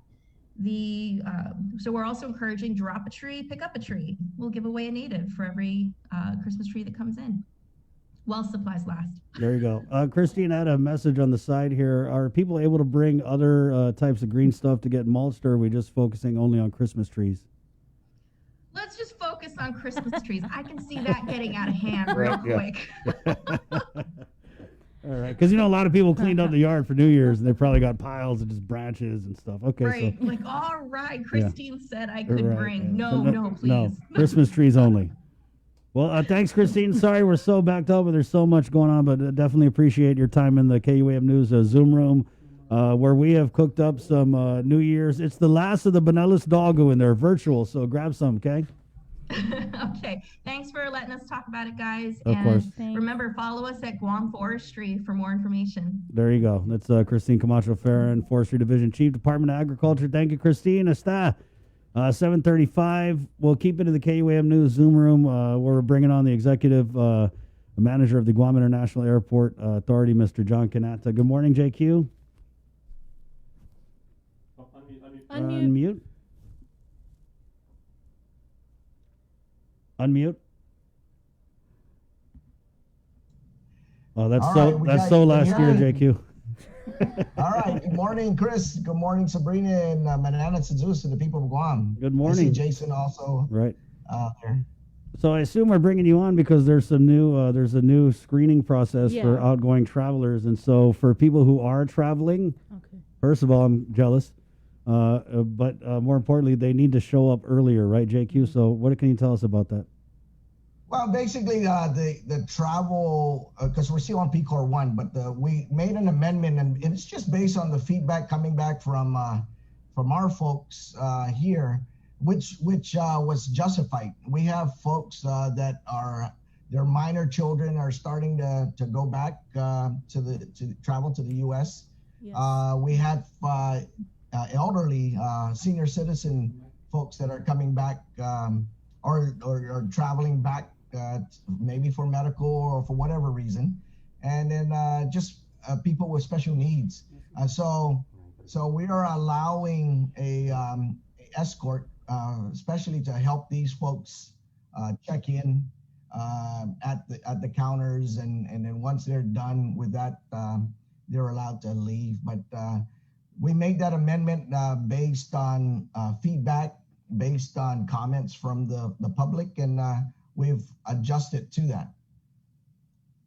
All right, thanks, JQ. We do have Congressman Khalili Sablan on the line. But real quickly, I wanted to ask you about rapid testing over at the airport. We did speak with LT. He said that they're just waiting for public health. Do you have any other new information on when we're going to see that implemented? You know, the LT is correct. We at the airport, we have the facilities ready to go. We are ready to execute as soon as public health gives us their requirements, whatever requirements they have. Like I said, we're ready to go. We've put up all the different scenarios, and based on those scenarios, whatever they approve, we're ready to execute. We were supposed to do it this week, and just awaiting. We have a meeting today, by the way, at 1 o'clock with public health to try and finalize that. So okay. Thank you, JQ. We'll follow up with you then at 2. Right. So just for the public, the traveling public, what may be coming up, and we see this within all the airports getting notices and stuff, but with all the new variant strain that's going around from the different areas, the possibility of travelers going to the U.S. Needing a COVID test may be there. So in order for you to board the plane to go to the U.S., you might have to have a test before you board the plane leaving Guam to go to anywhere in the U.S. So that might be something that's new for us, and that's still preliminary. We're just waiting for guidance from FAA. Well, thank you, JQ. Sorry to rush you along, but we do have CNMI delegate Khalili Sablan in the Zoom room right behind you. So grab some virtual Bonellis Doggo. I thawed the batter the other day. It's the last of the last, so go ahead and grab some for the staff. Hey, all right, you guys have a good day. Okay, thank you, JQ. Congressman. Hi, John. How you doing, sir? Okay. Good. Thank you. All right, and there we'll just move right into the KUAM News Zoom room where we have live from our nation's capital, CNMI delegate Congressman Khalili Sablan. Good morning, Congressman. Hey, good afternoon. Actually, yeah, what a day, huh? What oh my a day! What a day! That's an understatement. Yeah, you can never tell. You can never tell what's happening. Well, thank you for inviting me to come on. I want to thank everyone also who has contacted me and our staff to ask if we're safe.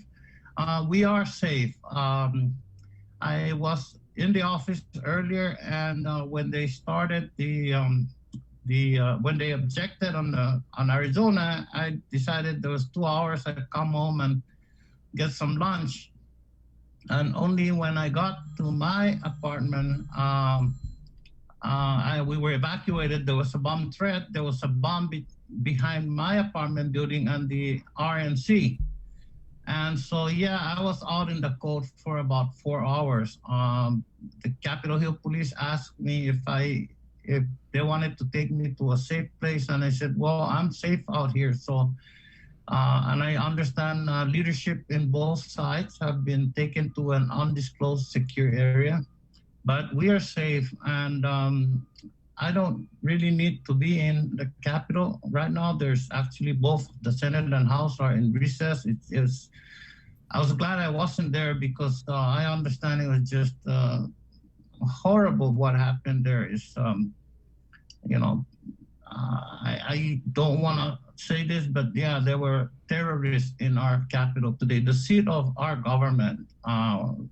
They breached the Capitol and they went in.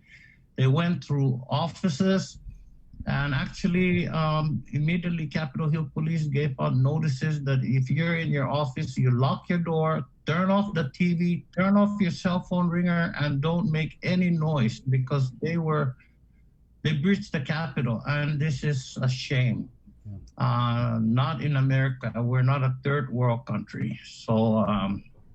But I believe now all of us in Congress, Democrats, Republicans, and Independents, I hope we're more committed than ever to our democracy and the rule of law.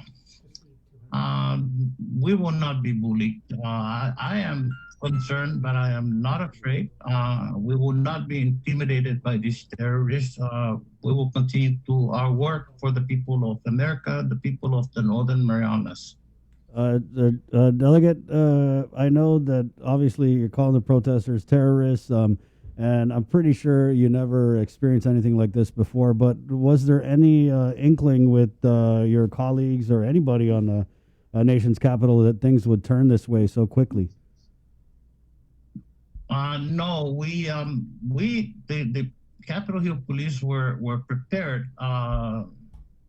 That they were aware that after the rally at the Eclipse, that protesters were going to walk to Congress. At that time, they were protesters. But when they breached the Capitol, they walked into the chambers of both houses. They walked into Statutory Hall, a sacred place in Congress where they honor the most honorable among our nations, individuals who are most honorable. They breached and went through, for the House side, Cannon, Longworth, and Rayburn. I mean, walking around with, from what I understand, burning things and destroying things. And it's still going on at this moment. I've never in my wildest imagination did I think that something like this would happen. I'm pretty sure you're monitoring the situation. And were you able to see the comments that were made from President-elect Biden and President Trump? And what did you make of those comments? I heard President-elect Biden speak, because I was still outside when he spoke, so I heard it through my phone, and I'm glad and then he asked President Trump to speak up, but I don't know if the president eventually spoke. Yeah, he did deliver a taped message telling everyone to go home. You have to go home. We have to have peace. And I'll just read it. Okay. I know your pain. I know you're hurt. We had an election that was stolen from us. It was a landslide election, and everyone knows it, especially the other side. But you have to go home now. We have to have peace. We have to have law and order. We have to respect our great people in law and order. We don't want anybody hurt. It's a very tough period of time. There's never been a time like this where such a thing happened, where they could take it away from all of us, from me, from you, from our country. This was a fraudulent election, but we can't play into the hands of these people. We have peace, so go home. We love you. You're very special. You've seen what happens and you see the way others are treated that are so bad and so evil, I know how you feel, but go home and go in peace. Your thoughts, Delegate? Look, I have tried with every of my body to try to be respectful to Mr. Trump. He is the president, but I don't believe a word he said right now. Look, what's happened? Actually, Congress is the seat of our democracy. Congress is the first branch of government. And they have a process in which they would disagree and discuss the disagreements. Actually, when the objection was made, the senators went to their chamber, the House started convening. Last I saw was Mr. Jordan speaking, arguing, debating. Each one has 5 minutes, and it was Mr. Jordan speaking. And so, I figured, hey, I'll go home, have some rice, right, for lunch. And I came home and I wasn't watching TV at all or anything until we were evacuated because of a bomb threat. There were actually 2 bombs. One of them was disrupted, is what they called it. It exploded. They exploded it. And the other one right behind where I live was cleared. So, it's that dangerous. It's that dangerous here now, and it's shame. But thank God we're safe. Right? Have you heard anything else about the person that was shot inside? No, I heard there was a person shot, and also that there was a police officer who was injured and taken to the hospital. What type of response have you been getting from your constituents and just other people close to your office?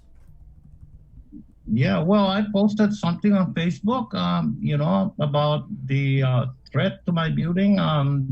Then, of course, I got all kinds of response, just telling me how wishing and making sure I was safe. We also posted something on my Facebook, just letting people know that we're safe. All our staff are safe, and we're fine. We're fine. And so. But yeah, this is a shameful day for America. We did try to reach out to Congressman Michael St. Nicholas at the same time we reached out to you. But by any chance, have you heard from him at all? No, but I hope he's safe as well. Yeah. How is this going to affect our stimulus checks? Hey, and let's hope Mr. Ossoff continues his lead. And Mr. Schumer said today that that's one of the first things they'll do is, increase the stimulus checks to the tax rebate to $2,000. So,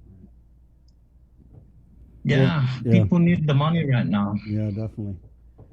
Well, Delegate, any message you want to give out to not just your constituents, but maybe the people of the Marianas? As we, it's a great opportunity to have you on here. I know it was just so last second, but we definitely appreciate you jumping onto the link on last second notice. So, what would your message be to the people? Yeah, well, even back home, we do have political differences. We do have huge political differences, disappointments. But when elections are over, it's over. We respect the people's wishes. Here in America, too, they do, except for today. And this has never happened in America's history, where protesters actually turn and become terrorists. And look, inside the Capitol, inside Congress, there are more cameras than there are police officers. And those people, and you know what? They're walking around without masks. And so, they will be discovered, they will be found, and they will be brought to justice. But for the majority of Americans, even those who didn't vote for Mr. Biden, I am sure for them, this is an embarrassment on everybody. But yeah, I was outside. They're walking around without mask on. They're carrying their flags and everything. I didn't try to get in their way. Of course, I wouldn't want to. But yeah, there was a mob. So we're safe. Thank you, everyone. This thing will go by us. It will pass, and we'll continue to do the work we need to do for our people, for our country. And thank you for calling me. Thank you. Thank you, Delegate Sablan. Appreciate it, and be safe. Yeah, it's cold. It's cold also. I miss home. Stay warm. Bye-bye.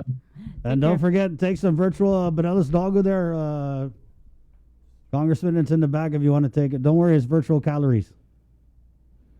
Bye-bye. That's that. Okay. Take there care. you go. CNMI Delegate Khalili Sablan, some of the takeaways of that conversation, he said there were 2 explosive devices found right around his apartment. One of them they were able to detonate. That's just crazy. Definitely. So President Trump, he did address the country, but he did it, as we understand, via Twitter, where he released a 1-minute video where he told rioters that they're special but need to go home now. And I think we have that video now. And we are going to play it. That address, I guess you could say, it's only 1 minute, came in response after President Biden said enough is enough, and he demanded that President Trump go on TV and tell everybody to go home. So here you go. President of the United States of America, President Donald Trump. I know your pain. I know you're hurt. We had an election that was stolen from us. It was a landslide election, and everyone knows it, especially the other side. But you have to go home now. We have to have peace. We have to have law and order. We have to respect our great people in law and order. We don't want anybody hurt. It's a very tough period of time. There's never been a time like this where such a thing happened, where they could take it away from all of us, from me, from you, from our country. This was a fraudulent election, but we can't play into the hands of these people. We have to have peace. So go home. We love you. You're very special. You've seen what happens. You see the way others are treated that are so bad and so evil. I know how you feel. But go home and go home in peace. All right, that was President Trump. He released that 1-minute video, which he posted on Twitter. On Twitter. Wow. How's that different from our governor posting videos on Facebook? Not much. So there you go. That's it. Wow. But no, I'm just saying that's the new style. Apparently, people don't want to get down with their people anymore. Just record something, put it out. Okay, and Yeah, Jay. I should probably also add, for those of you who actually follow like the tech sector, you know that because of the election 4 years ago, there's this big conspiracy theory that they say, like Facebook and YouTube and Twitter in particular, you can put anything there and you can really influence public opinion, pro or con. Twitter right now, actually, if you see on the mobile app right now, on the president's Twitter feed, there's a little flag down. It says the claim of election fraud is disputed, and this tweet can't be replied to, retweeted, or liked. And that's on the video he just put up. I was reading a story. So it's at least under consideration now. Right. I was reading a story about how they're going to treat the president's Twitter account when he's no longer the president, and whether or not he's going to be able to influence his many. So basically, they're saying that Twitter is they give him some deference because he is the president and he makes these pronouncements. But when he's not, they were saying that. Well, the story was saying anyway that you're not really going to see him being able to tweet a lot of these conspiracy theories or things that have been debunked successfully by independent fact checkers or the media. And they still look at that like Twitter does, at least with former President Obama still got his Twitter account, and he's tweeting about different things right now, but that's the same rule is applying to. What did you guys make of that 1 minute message though? Well, at least he told people to go home and to stop. Right. This needs to end. So we're going to be jumping into our NBC News special reporting coverage where it's on the Facebook, so we'll be sharing that feed periodically throughout our broadcast. As right now it looks like the mayor of Washington, D.C. is addressing the crowd and the people. So it's 7:55. We got to take a quick break, and we're back with more of the Link on the Breeze 93.9. Good morning, Guam. We're doing a good job, Guam. In the past couple of weeks, we've managed to keep the CAR score below 5. Together, we rose to the challenge when the governor asked us all to strive for 5. In the past couple of weeks, we've not only brought the CAR score way down from being in the high 40s to below 5, we've shown the governor that we're capable of altering the course of this pandemic. We were on a path to uncertainty, but now because of all of our actions, we're doing better. But better doesn't necessarily mean that we are out of the woods. We still need to watch our distance, wash our hands, and wear our masks. So please keep striving, Guam. We got this.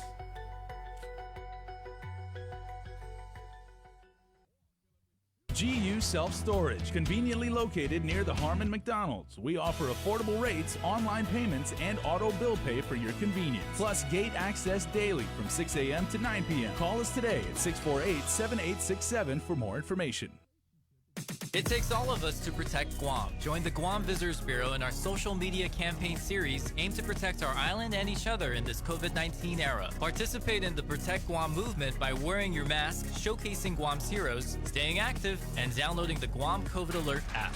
Post and share your content with us. Use the hashtag ProtectGuam, and you could win $100. It's that simple. Check out visitguam.com for details. Let's reclaim our lives, our economy, and our tourism industry.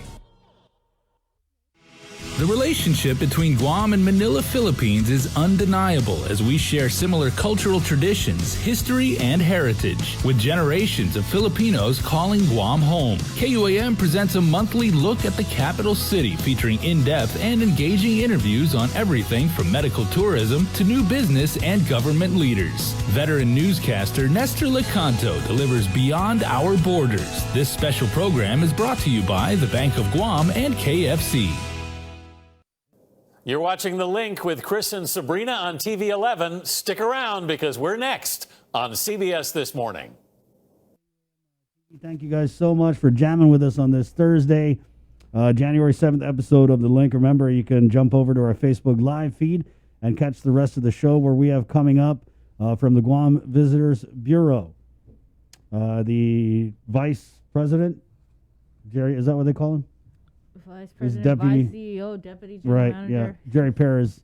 Also, Dr. Christian Eusebio is scheduled to come on. Now, he performed Guam's first bariatric surgery. And so we'll talk to him about that. That's, it's a... Yeah, that's what it is.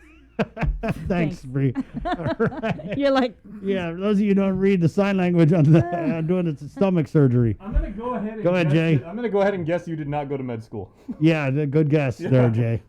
And that's why Dr. Eusebio is coming. Exactly. And then we'll have Tyler Mantanani live from the vaccination clinic, and Sister Maria from Santa Barbara Catholic School principal. As something else that happened while I was gone is there was a decision made to send the kids back to school. Right, the governor signed an executive order allowing for the return of face-to-face instruction starting January 18th, which is a holiday, but you know she scheduled that particular day so that if teachers want to go in and start prepping for the first day being the 19th, at least for public schools. I'm not sure. That's why we're checking in with several of the private schools, kind of give us an idea where they are with preparations and what day they're setting. Okay, so we'll definitely talk about that coming up here on The Link. It's The Breeze, 93.9 KUAM FM in Agatna, Guam. Time now. I want to thank Burger King for jumping on here and extending their sponsorship of Cover Me and our local music mashup show. They've always been a great supporter of local music throughout the years, going back to Live Local Fridays. So thank you very much, Burger King. Our Cover Me for this morning, it's a rocker. It's a rocker. From a long drive home. The song is... Okay. Jay, what can you tell us about the song? It's got a really, really good groove. I mean, you know, it's... Coming off of all the Christmas music we've been playing and everything like that, I needed something, you know, that's got like a lot of distortion, a lot of pedal tone. You know, it's got, you know, it's in the key of A and E minor and everything like that. So it's really got like the really good rock vibe. And we actually showed this with our friends at Public Health. It came out way back during the downloadathon we had for the Guam COVID Alert app. and it was wildly popular and everything. I think you guys are really going to like it. Yeah, so it's a long drive home. A local artist here with the song Fallout.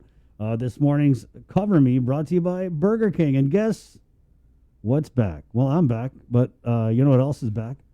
Chicken Fries Friday. I love BK chicken fries. Add that to your Whopper Wednesday. Okay? To our viewers on KUAM TV, thank you guys so much for jamming with us. You jump on Facebook Live or, again, the old-fashioned way on the radio and catch this great cut from a long drive home. It's Burger King's Cover Me for this morning. It's called Fallout. Good morning, Guam.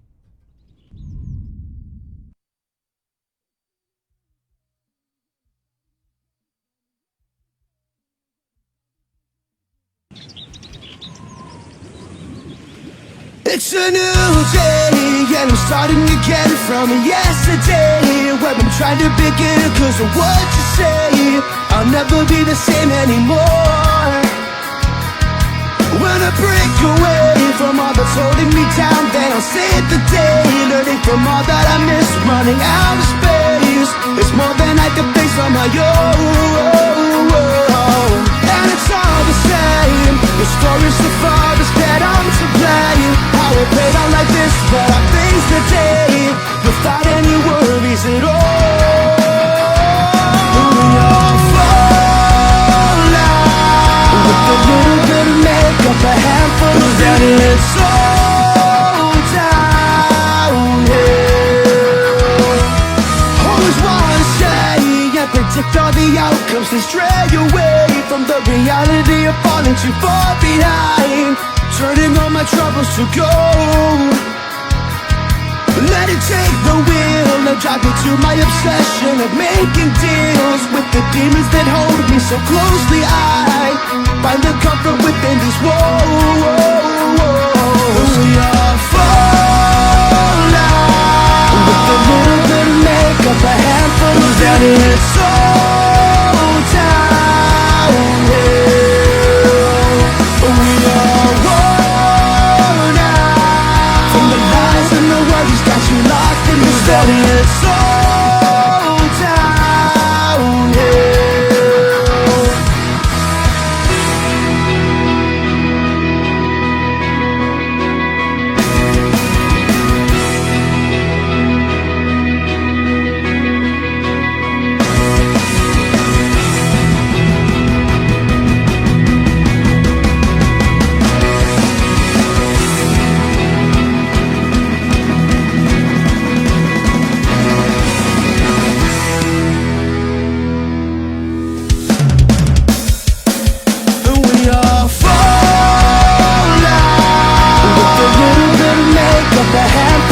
It's all downhill. We all worn out from the lies and the worries got you locked in this body. It's all downhill.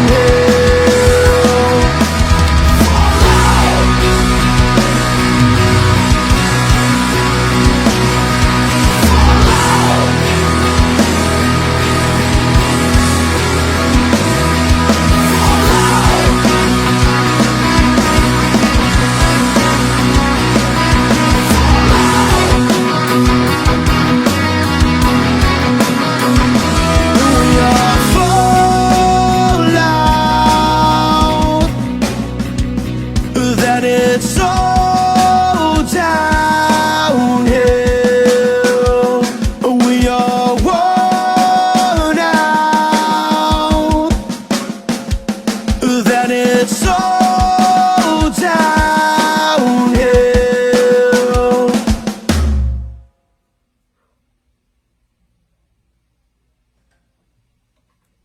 We got your 6. At 6 a.m. with The Link on Breeze 93.9 FM. Bree and I connect you with all the latest news and information you need to know to start your day. Then check back with Guam's news leader at 6 p.m. for the day's top headlines with KUAM News Primetime. From 6 a.m. to 6 p.m. and everything else in between with KUAM Digital, we got your 6.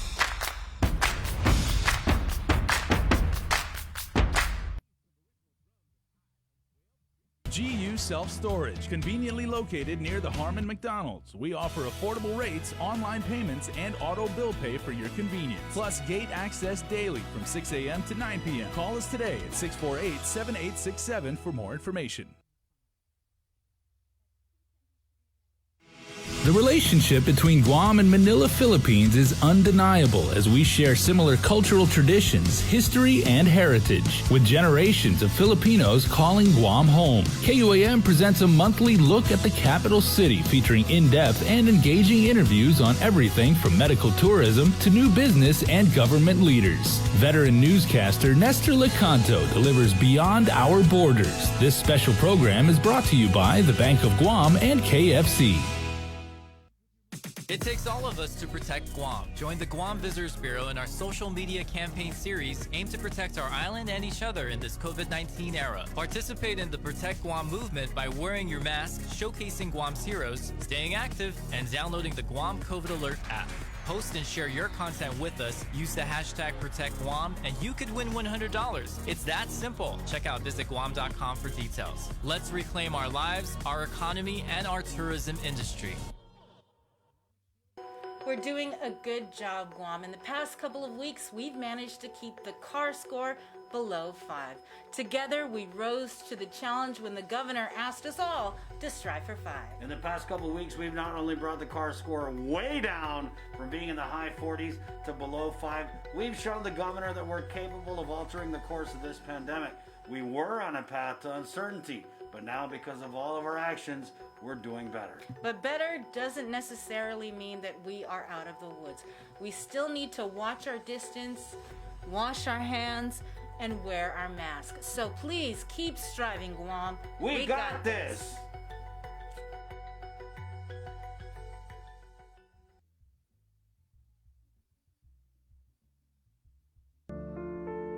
These are some of the signs that someone is thinking about suicide. Talking about wanting to die, excessive guilt or shame, and feeling like a burden to others. Feeling empty, hopeless, trapped, or having no reason to live.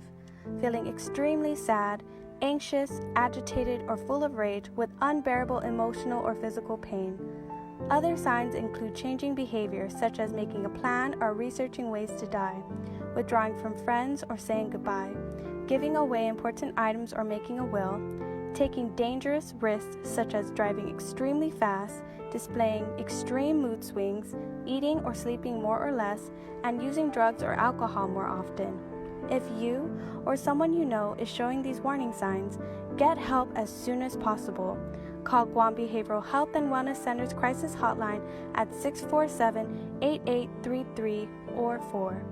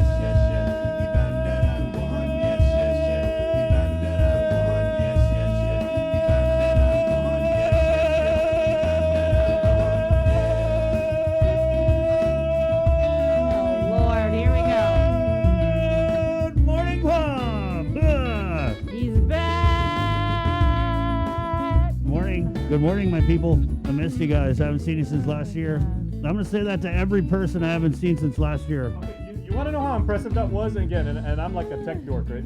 You know when you watch Facebook actually on your phone or on a device, it's like 15 seconds like delayed? Right. I can still hear you on my phone. Nice.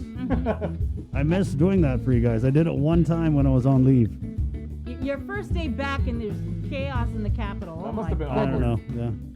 That must have been awkward. Did you actually just hang out at the beach, or were you like sleeping in, or? I did pretty much everything that I wanted to do in 2020, but couldn't because of the pandemic, and then I condensed it into 3.5 weeks of good family time, good romance time, some hiking, lepto-free hiking, that is, I want to stop talking about it because Bree's over there looking salty. Wow. Sorry, Bree. The emojis are going absolutely nuts when you had your whole, good morning, but like thumbs up, laughing, hearts, and everything. Like, thank you, everybody. We needed that after the insane morning. Yeah, it's pretty crazy. 8:10, we'll be monitoring it closely.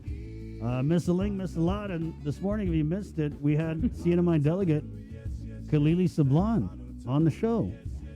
That's great. Great welcome back. And he was just very disturbed by the events going on in our nation's capital.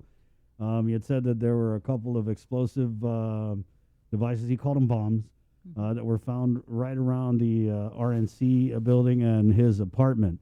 He did also tell us that confirming national reports that one protester was shot by law enforcement and also that a police officer was injured. Right. And I one of my friends who works in Atlanta, she had posted a picture actually on her Facebook page that one of the protesters had actually broke into Speaker Nancy Pelosi's office and kicked his feet up on her chair, left a note that we will not back down. Cannot believe that. Yeah, so it does appear to have turned the corner from, protest to chaos. Right. We've seen a lot of chaos in 2020, and it looks like it's not over in 2021. So we'll be watching that closely. Also coming up on the show, we have the number 2 man over at the Guam Visitors Bureau, Jerry Perez. I'm assuming we're going to be talking about...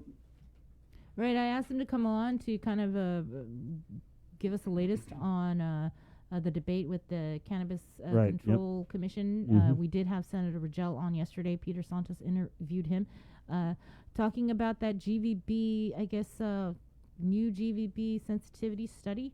So Senator Rogel was like, well, show me the methodology. Show me the methodology. Because it seems as though, as far as he's concerned, that there is one study, and that was the study that GVB supposedly had conducted initially. And when we had Jerry on, when you were still here, it was doom and gloom. No, when he was referring to the old study that the CCB did, that GVB supposedly did, which Will Parkinson. Will Parkinson. Will Sparkinson. Go ahead. That's what we call him around here. Yeah. Will Sparkinson. Yeah. Okay. Yeah. So the Cannabis Control Board, of course, it's just kind of funny to me because the CCB was obviously, they were like, oh, it's going to make $1 gajillion. And GVB was like, no, people are going to run from Guam. We're going to lose $1 gajillion. Yeah. So I think the truth is probably somewhere in the middle, right? Well, Joe Borja, who's over at the Guam Land Use Commission or Guam Ancestral Lands Commission, that was their, not yesterday's meeting, but the week before, I want to say, when the CCB met. They were talking about zoning issues like the age zone and everything else regarding that. And so there were some issues about a lot of the property down in Tumon, I believe, is privately owned. And so if it is privately owned and if everybody in Tumon these don't want marijuana in Tumon, then what would be the issue? And then Clint Rogel said, oh, well, with X amount of feet from a school and a public park, you can't, fire up. Right. So there's so many parks and churches down in Tumon, so you wouldn't really, where would you, smoke weed or open a shop?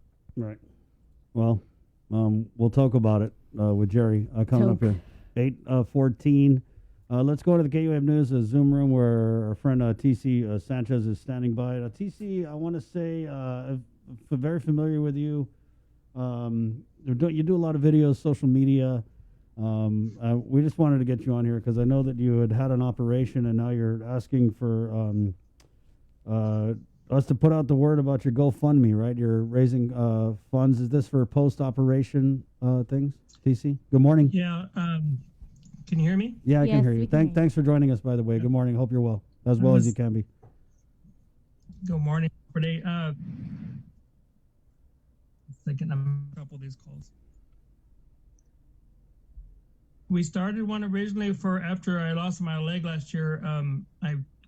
Before we left Guam, all the doctors wanted me to get all my shots because I'd been out of the country for 12 years, and one of them was the shingles vaccine. When I got here, I got the shingles, and that was what set set everything in place for the sepsis that set in. That's where I lost my leg. The insurance I'm on doesn't really cover everything that I have to have. Anyway, going into it, almost a year later, I'm walking good. I'm back on my feet, and then I have a heart attack with getting the triple bypass. A triple bypass in September of 2020, and that kind of just all the progress we made just kind of just went backwards, and I don't know where else to go but GoFundMe at this point. Right. Yeah. And this is something I'm that on. this just reminds me That of was a hard time to be asking Yeah, it is, TC. But anything from any time for everybody. this just reminds me of what it was like before the pandemic. The sad reality that is only going to resurface more and more in 2021. That our people simply cannot afford adequate, or even in many cases, any type of health care. I mean, I know you guys haven't forgotten the days of, can you buy a fundraiser ticket for my cousin because he needs to go off island for this? Or, hey, can you come buy a medical fundraiser ticket for this or that? So this GoFundMe is kind of like the new version of how we used to help people before. And I think we're going to see a lot of it in 2021. Remember, I did the night markets in Guam. I did the night markets in Guam, and so that kind of was my sustenance. I did the Mexican tamales and the macitas, and I've even brought up there to the KUM office. I like your matzizas. So I'm looking at the GoFundMe now. TC, you have raised some money, but how much are you looking to raise here? $13,000 is the goal. First, I thought I was asking for too much, and after they were telling me all that I'm in for the next year, I'm going for a kidney workup, and then they said in the course of the next year I'll be needing, as I shrink and needing new prosthetics. It's going to be more than what I was asking for, so I don't even know where to begin. Just to stay afloat at this point, and then maybe cross that road when we get to it in the next year or so. I'm nervous right now just being on air with you guys. I feel bad. I don't know what else to do, y'all. No, we're here to help. Except I've just been asking people to at least not directly for money, but to at least share my link, and maybe I'll get lucky somewhere down the line. Yeah, I've even went to Martha Stewart and Oprah Winfrey. TC, we're sharing the link to the GoFundMe in our Facebook live comments here. So, like you said, I know it is a very difficult time, but there are people out there who maybe want to donate. So, if we share that link in the comments, you guys can do your thing with the GoFundMe. Right? Yeah. And how's your family holding up? Good. They're all over the country. My mom's still there in Guam, and my brother and my sister. Everybody's as best they could through all this. Right. TC, what village are you originally from? I'm from Ematic. My dad's from Ematic, and my mom's from Santa Rita. Okay. And I've lived all over Guam. Right. Yeah. I'm Talabo for the Jigo. And he is a familiar face. Again, he was making some killer tamales and mozzizas. You would see him at the night market. Obviously, we're a long time from a night market. You interviewed me once. I never saw it. So somewhere out there, TC. Well, that's good stuff. And thanks for coming on. We're going to do our best to get the word out about getting you some help. Thank you all so much for your time. I appreciate it. God bless you. Care. Thank you. Okay. Happy New Year. Yeah, you too. There you go. TC Sanchez looking for a little bit of help. Yeah, that just brought me back to lunch plate fundraisers. People would do things at the bar, right? Yeah. So we have the link to his GoFundMe.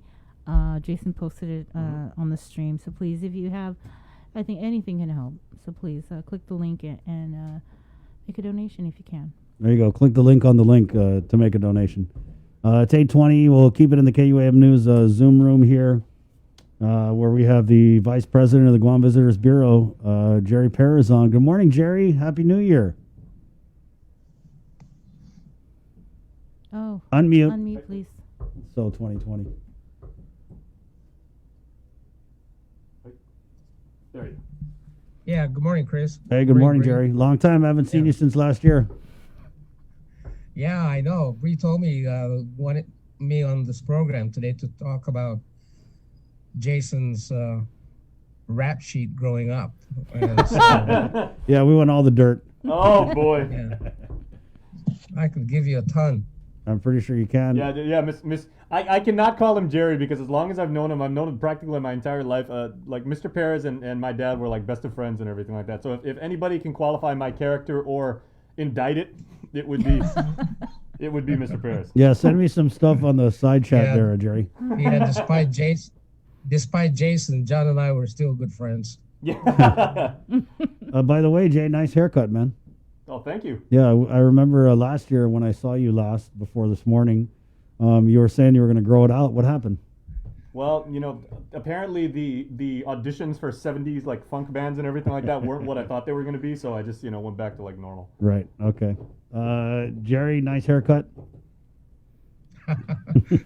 What hair? Well, let's get right into it. There's a big tit for tat going on about cannabis in Tumon, Cannabis Control Board. Some of the members, Senator Clint Rogel, say it's going to make money. Yeah. It's a good idea. GVB, clawing, scratching, kicking, screaming, saying, oh, hell no. Is there any way to find some middle ground on this issue? Or are you guys very firm? Chris, let me just at the outset say this, and this is probably the last time I'll talk or speak to this issue because this is just a broken record after a while. But at the outset, I would just let you know that there are good people, smart people on that CCB board, and they are familiar with the issues, and we're working with them, and they're trying to craft an outcome that is in the best interest for the whole community. So they've heard it all. They've heard the good, bad, and whatever. And so let them do their work. They're good people there. They're smart people there. I'm sure they're going to come up with an outcome that would benefit the community. So that being said, I just wanted to react. I guess basically, Bree, you asked on what Senator Rogel was saying yesterday or the other day, and I was kind of taken aback, quite frankly. Because, first of all, let me just start off. I don't know what happened here before, and I don't know how or who commissioned that GVB study from Tourism Economics. I do know a couple things. That number one, that really was paid for by GVB because of the law requiring it, and number two, that the scope of work was prepared by the CCB working committee. And so that being said, going back to this methodology issue about where's the data and all this stuff, I would tell you that we followed the same basic methodology that Tourism Economics did, albeit shortened, okay? And we did it internally. We didn't go out and hire an expensive company. We did it internally, following basically the same methodology. That is to say, understanding the markets and making learned assumptions based on baseline information available.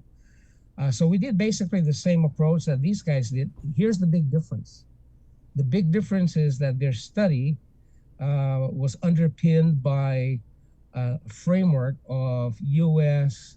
consumers and Western consumers on cannabis, and it's a different consumer market.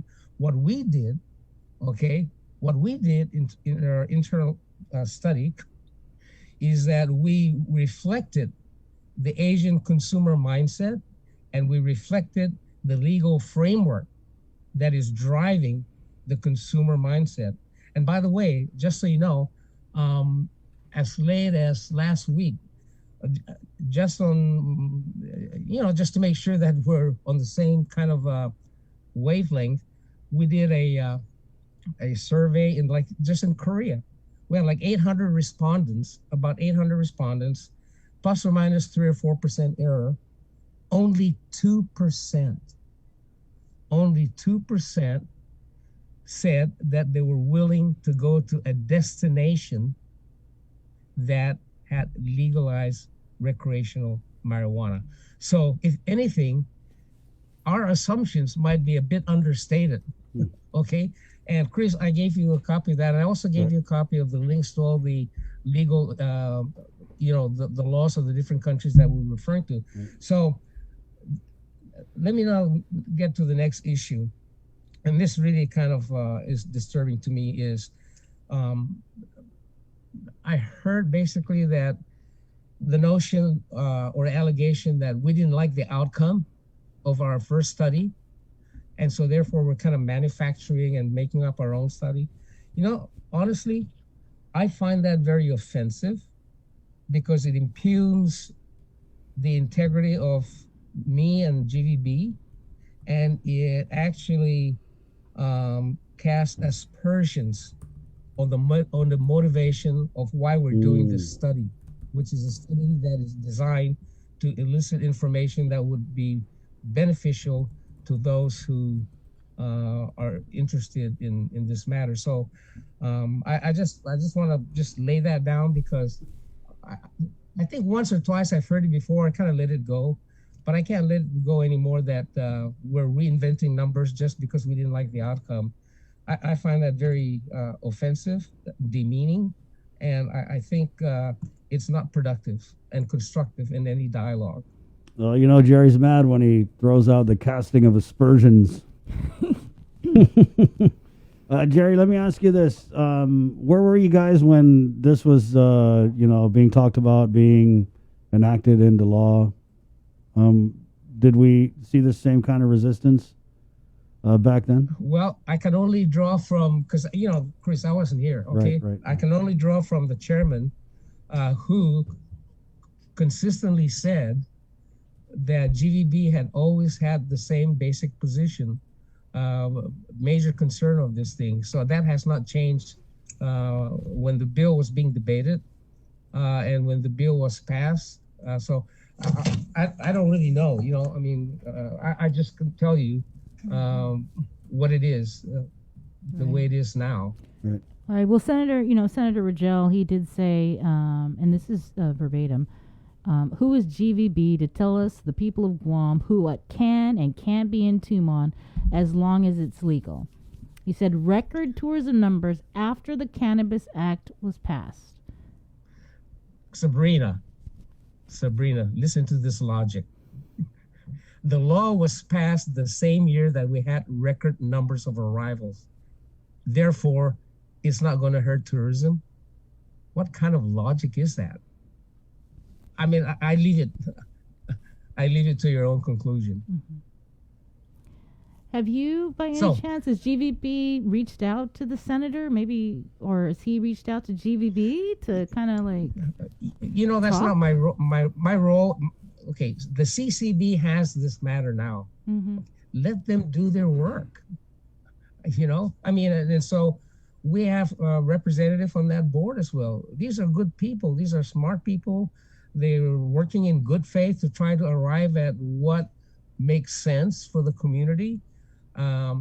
They talked about zoning issues, but there might be problematic on zoning issues, so they're down to the lot level. Yeah.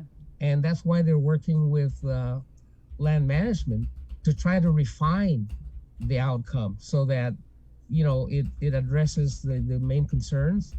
And it is what it is. It's the law. So you got to work within that, right? Yeah. And so, but Jerry, that being said, this thing is just going nowhere. And I think it's best left to the CCB board. That's where the work is getting done. And so, probably just the last time I'll say anything about this. Right. I only came on board because you told me we were going to talk about Jason's rap sheet growing up. Jerry, can we have a peaceful coexistence? A fully regulated adult use cannabis industry that will, no doubt, it's going to attract some people, right? And the Asian tourism market, can they both exist at the same time? I don't want to predict. I mean, I would think that a lot of these, just to be clear, Asians have the same issues we all have, right? There's the law and there's the law. And there's people who follow it religiously and people who may not follow it religiously. All I can tell you at this point in time is what the impact might do to the island. Now, 10 years from now, 20 years from now, 5 years from now, I don't know. This is one of those things. I mean, one of the discussions came up was that there seems to be a global trend that more and more acceptance of this thing will take place, right? In, I don't know, 5 years, 10 years, whatever. All I can say is, Chris, I know I'm gonna die someday, right? But I'm not gonna jump in front of a bus to celebrate the process. That's a little extreme. Okay, well, it seems like. Go ahead. Anyway, so I actually, Bree, you said you wanted to talk about. Yeah, you guys had your last 2021. Right, you had your last meeting. It's just kind of a side issue in my mind. Yeah. Because CCB board has got it now. They're working with land management and other interested parties.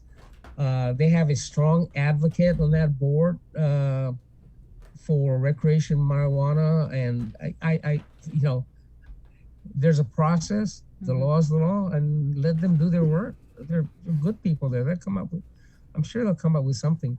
Okay. Yeah, I did also ask you on to talk about the plans for 2021. GVP held their last virtual meeting. Was it last week, I believe? Yeah, we had a meeting for that's the general membership meeting, so we kind of gave them an overview what's happening. But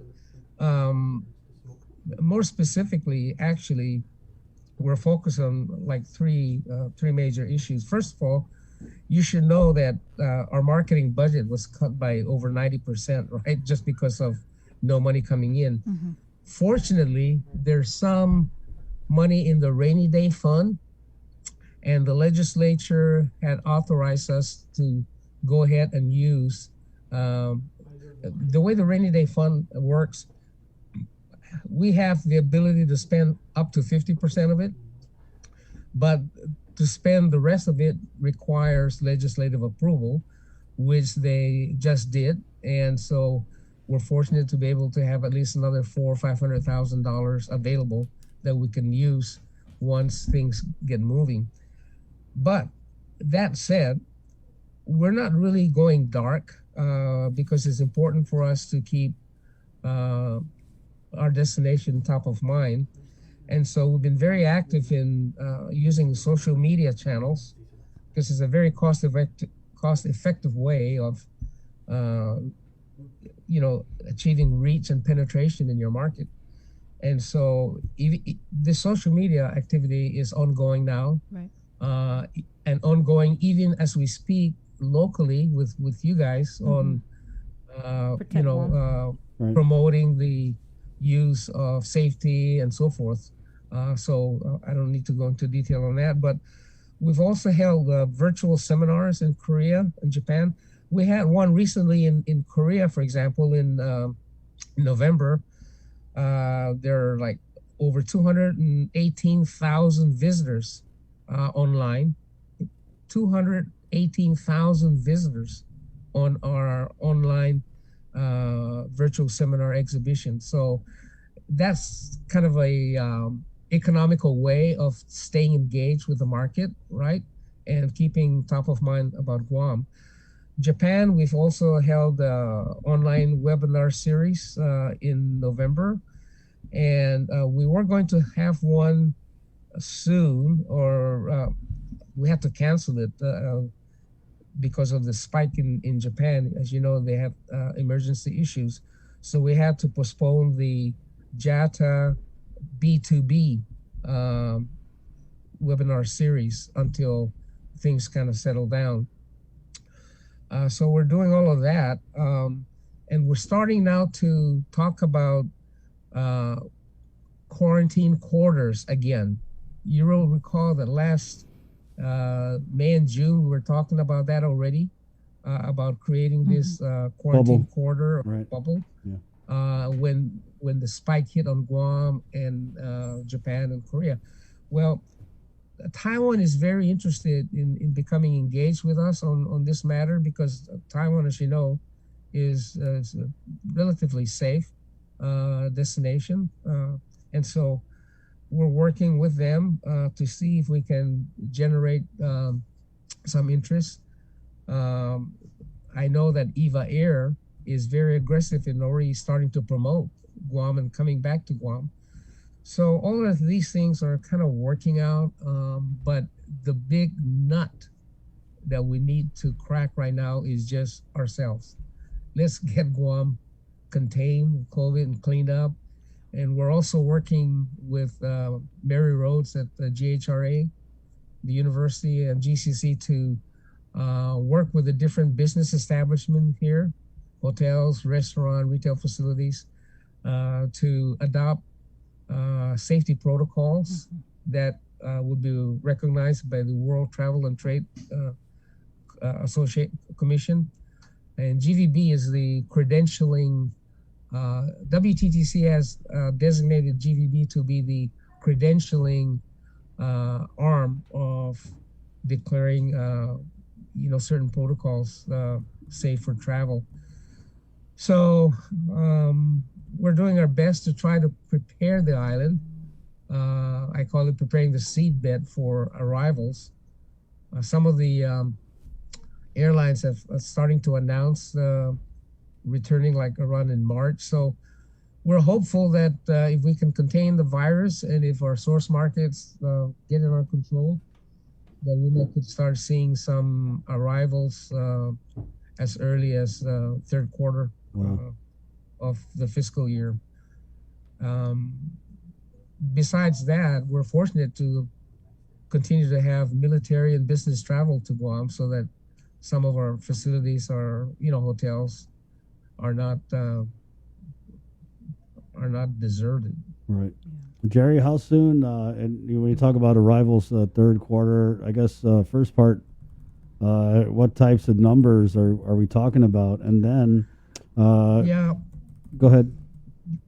Yeah, it's pretty hard to say, Chris, because of the two things that are really going to make it difficult. I think I might have mentioned this the last time we talked, is that when SARS hit us years back, it took us 5 months to get back to pre-SARS level of arrivals, kind of a V-shaped recovery.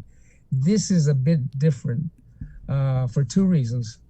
Number one, the entire industry supply chain and distribution structure has been disrupted. So it takes a lot of time to get that realigned all over again. And number two, the kind of travel products are going to be very different because a lot of the consumer behavior now has changed. As you know, the hospitality industry, the tourism industry really is built on numbers. It's volume driven, a touchy-feely, get close to each other kind of a hospitality business, right? Well, all that is pulled apart now because of COVID, whether it's protocol, safety protocols, distances. And so there's a reconfiguration taking place right now in the industry all across the globe. And so if you ask me the numbers, I couldn't tell you for sure. Of course. I can only say that it may take us 2 to 3 years to get at least, 60 or 70% of our 2019 arrivals. So how soon that will come, Chris, I don't know. It all depends on the dynamics that I've just described to you. Of course. And airline scheduling and so forth. So I wish I could have that number because it make it a lot easier for a lot of people. It's tough, yeah. I mean, there's just so many outside factors. Like we can stand up and market all day, but if our source markets in Korea and Japan aren't where they need to be with the virus, then right. I mean, I got my hair cut. My barber's Korean, First question, how's it in Korea? Oh, no, can I go there right now? Right now, it's really bad in Korea, you know? So, I mean, that's anecdotal. Yeah, they're spiking again. You know, I'm confident they'll manage it. And what's encouraging, of course, is the introduction of the vaccines. And so the other issue is how quickly vaccines can be rolled out in our source markets. Right. I know that Japan is very serious about this thing because they want to continue with their Olympics. And I know that the country has bought, you know, over 100 million vaccines that want to vaccinate the whole country. And so that's what's happening. Yeah. What's discouraging, though, is that I remember last year we were holding up the South Korea as kind of the gold standard and when it came to how to respond to the pandemic, because there was a time where they were sitting pretty, and for it to all unravel to reach the state of affairs it's currently at today. That's right. Yeah, to me, that's what is alarming. Let's talk jobs, Jerry. I know we can't pin, you know, an exact number down on as far as like the you know amount of tourists who are going to come visit the island. When we start to stand tourism back up, and you know do the things that we got to do to show people out there that we're ready to accept visitors, what is that going to mean in terms of people getting back to work, going back to jobs that they weren't able to go back to?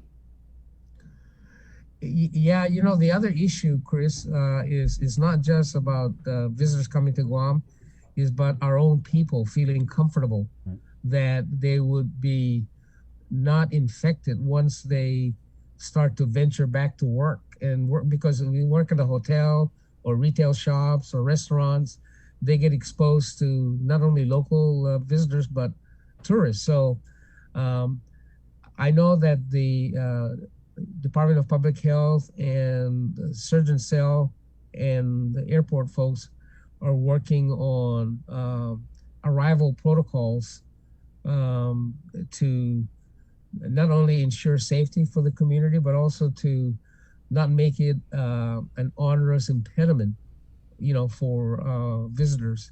So somewhere in between is a balancing thing, and I'm not smart enough to know what that is. Well, how much of a boon do you think the local market is going to be in the meantime? Because, I mean, you know, I take a look around, people are going out, they're going out to eat. They're tired of being cooped up. So how much is that going to, how much windfall is that going to provide for the industry? And are we pivoting that way? Because it kind of seems like we are with this Protect Guam campaign. You know, I mean, the local business helps, you know, with our suppliers, the restaurants and hotels and so forth. But keep in mind that there's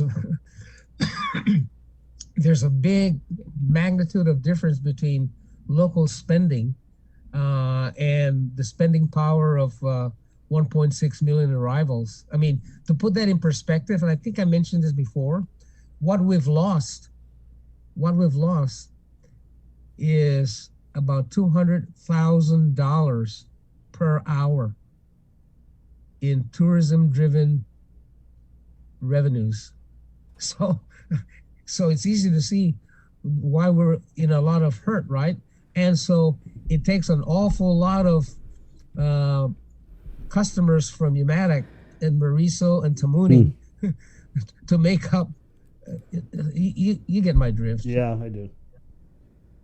Jerry, we got to run because I'm trying to get in on a bariatric surgery, and we're bringing on Dr. Christian Eusebio next. But definitely appreciate your time. That's more exciting.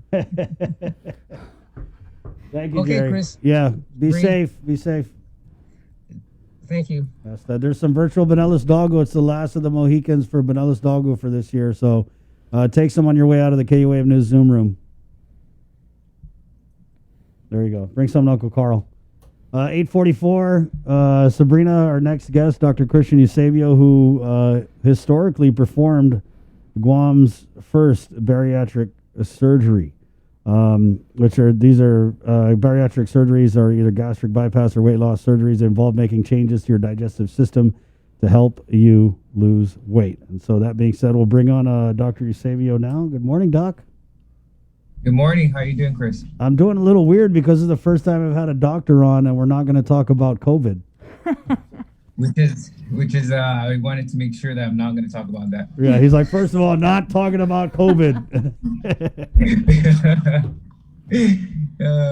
So tell us about this medical procedure that you did and how it all came about.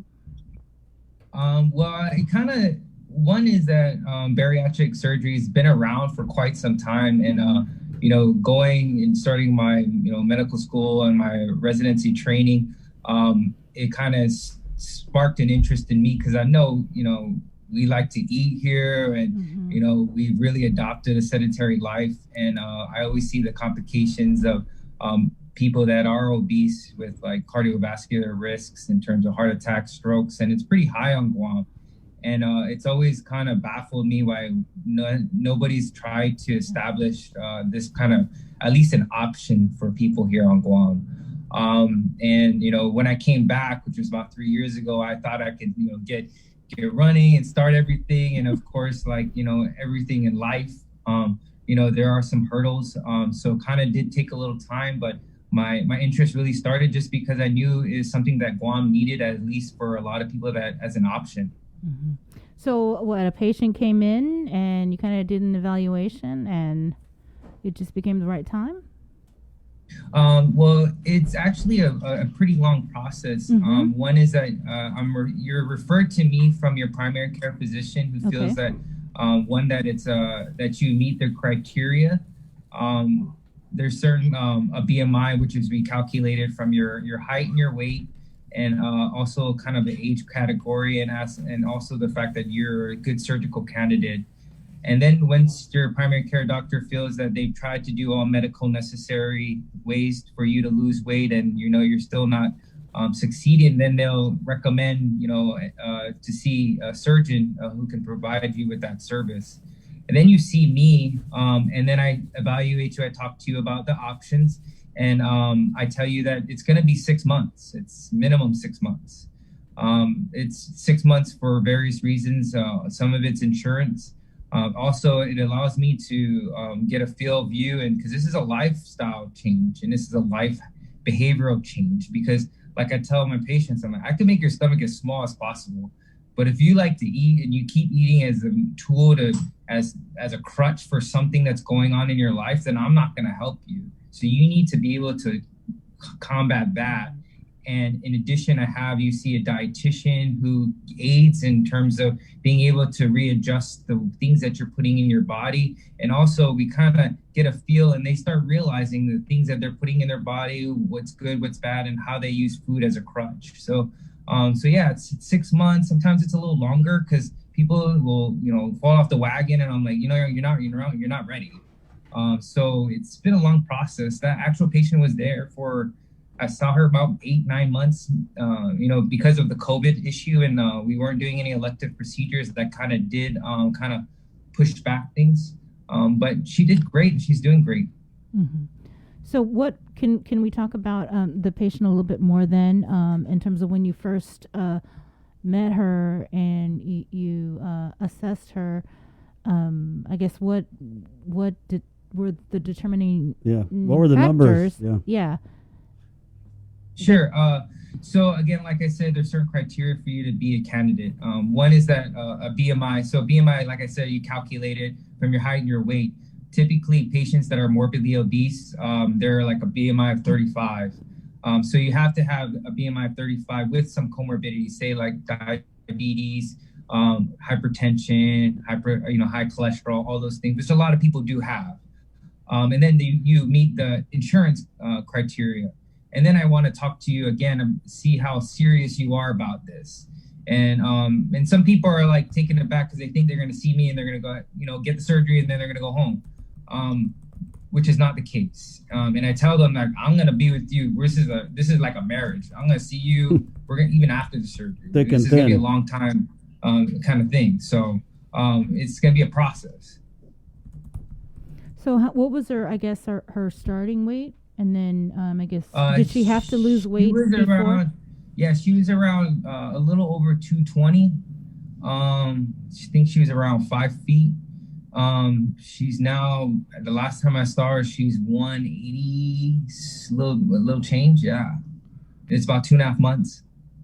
But the most important thing, like I said, was the fact that she's diabetic. She's on 2 diabetic medications, and she's also hypertensive. She takes 1 medication. She hasn't been on any of those medications since surgery. Wow. Did she have to lose any weight prior to the actual surgery? Yeah. So I tell them. So you're not just like, I'm having the surgery, I'm just going to go to every fiesta and eat everything. No. I do, because I tell them, you got to meet me halfway. I'm not telling you, I understand, this is an issue, and I'm not expecting you to lose, the 80 pounds or, 90 pounds that the surgery can provide. I need to show some effort. If I see you and you're gaining weight, you're not showing me that. And like I said, it is behavioral changes. So I don't have like a set number. I kind of change it for each patient, but when I do see them and they're losing a pound or 2 every meeting I have, then that shows me that they're interested. But when they're not, I'm like, dude, you're not showing me any effort.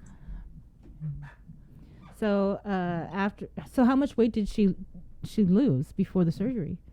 For the surgery, she would bounce around. So I think that's why, that's why it took a little longer. She would lose about 5 pounds, then she would gain a pound, then she would lose about 3, and then gain a pound.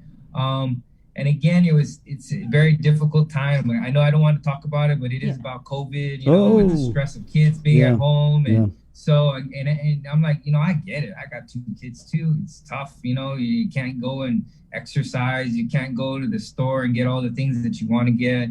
So definitely a little bit more lenient, but she still kept trying, and she's very motivated. She's one of the most motivated persons I met. So, Doc, when you talk about those numbers, 5 foot, 220 pounds, pre-existing comorbidities, that sounds like almost everyone I know. Yeah, I know. But I'm not saying that this surgery is for everyone. That's the one thing, and everybody needs to understand that. It's good for selected people. Like I said, I can make your stomach small, but you got to be able to make this commitment. And some people are not good surgical candidates. I mean, they've had heart attacks or strokes in the past, and then I don't want to put you at risk. My biggest fear, because this is purely elective, is I don't want to I want you to be able to walk out of the hospital with no issues. I don't want you to leave the hospital with bigger issues. So I want to make sure it is a safe procedure, and that you're going to improve and be better off with it. So yes, there's a lot of people on Guam like that, but a lot of people are not good surgical candidates for it. And that's why you have this little process. That's why the primary care physicians make that distinction to who they think will be good. And then I kind of do another tier of little filtering out. And then also with the aid of the dietitian, we kind of make a good assessment and see who can go forward. So you said she had the surgery, she lost the weight. What about the health, the comorbidities? Right. Is she better now? I'm sorry.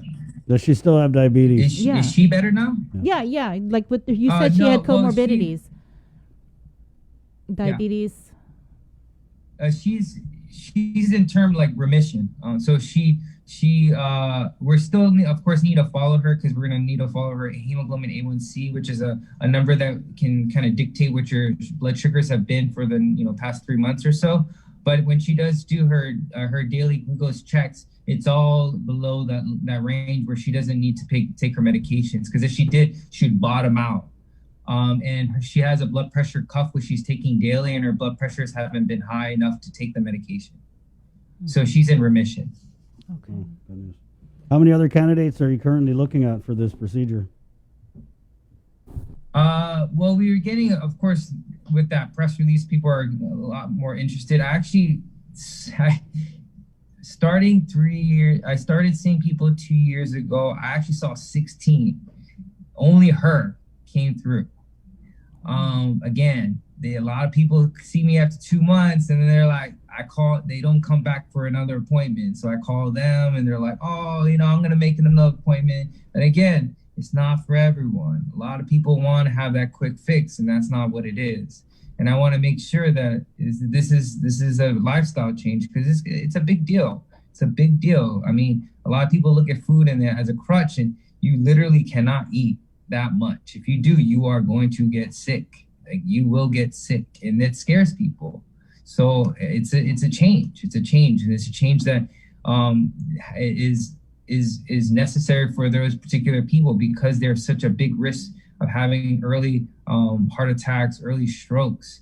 So there has to be a big change in terms of, and this is the option.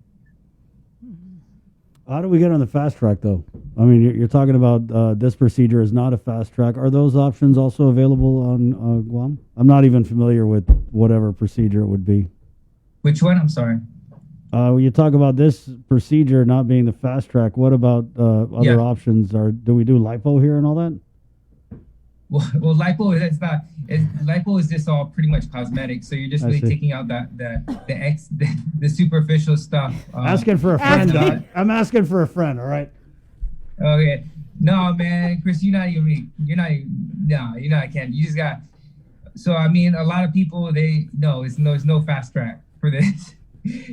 Exercising and diet works a lot for people, but as we all know, you gotta be disciplined, because the longevity of it, and that's the thing, is the longevity.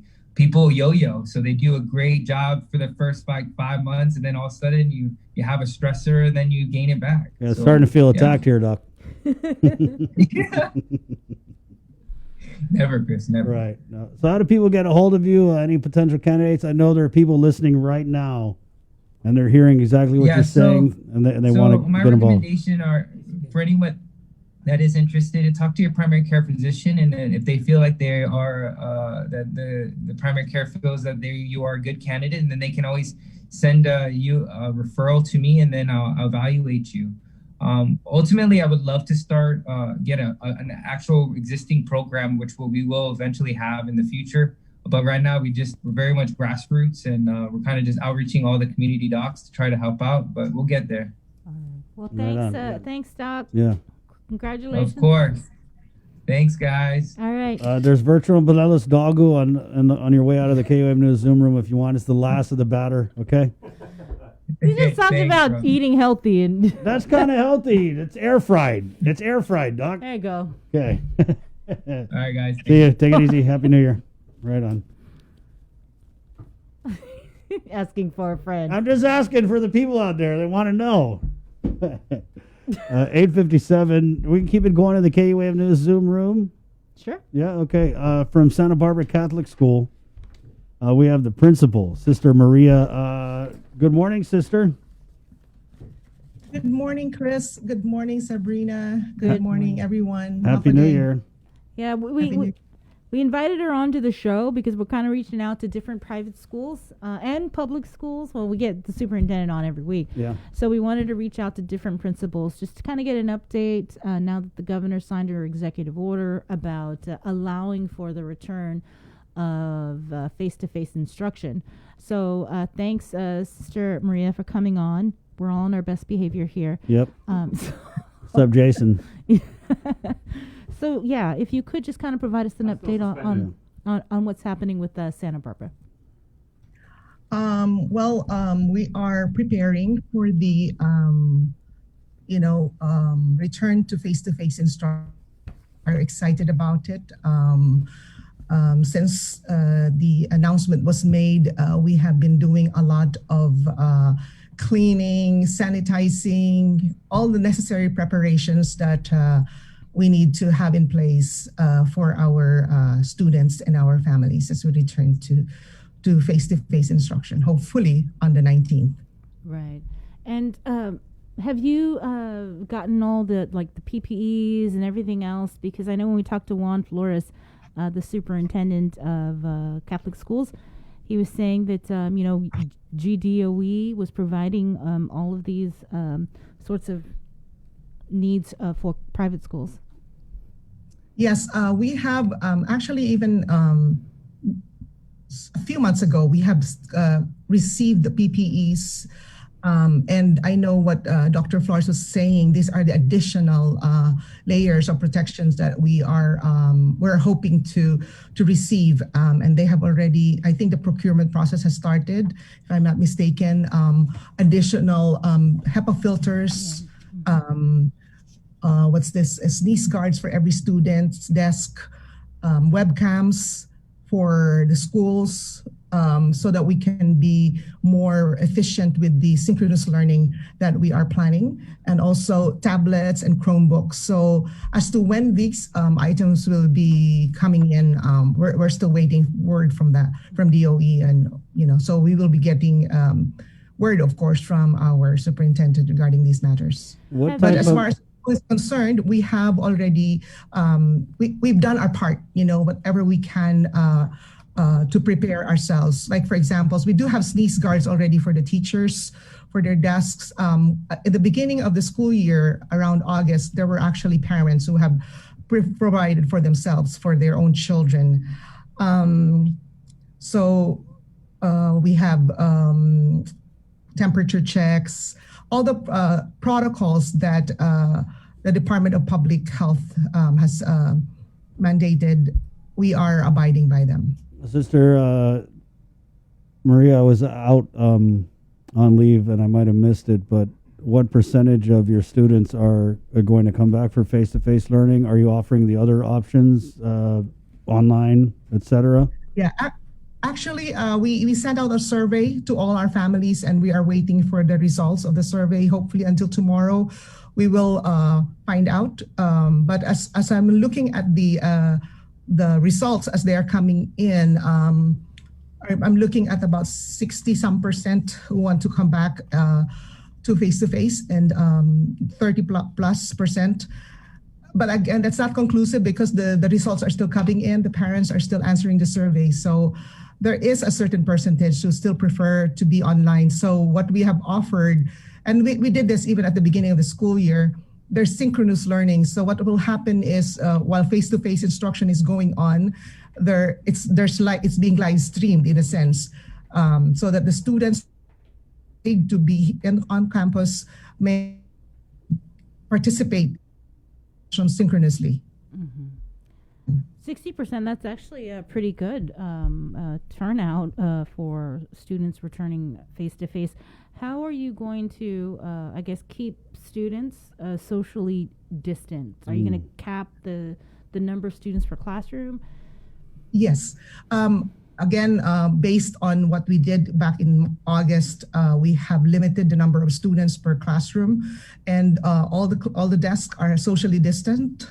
And we have a lot of signage within the campus, around the campus, to remind students, teachers, parents, guests, and to practice social distancing, wearing the mask. We have installed sinks in all the classrooms. We have also installed hand washing station around the campus. All of this really are precautionary measures for the safety of everybody. So that's what we are doing. Actually, we have also limited the number of students that we could accommodate per class. What about recess? Recess, definitely, we will have recess. The way we have programmed our schedule, we have certain recess during the week, during the day. And these are also supervised. And again, practicing social distancing. We saw that last August for 1 week when we had the kids here in school, because we don't have that many students. They are able to, we have a large yard where they can run and they can, do some exercises while practicing social distancing. I asked this to some of the other principals that have come on the show. If you could just kind of take us through what the first day will kind of look like for students who come to school or come back to school.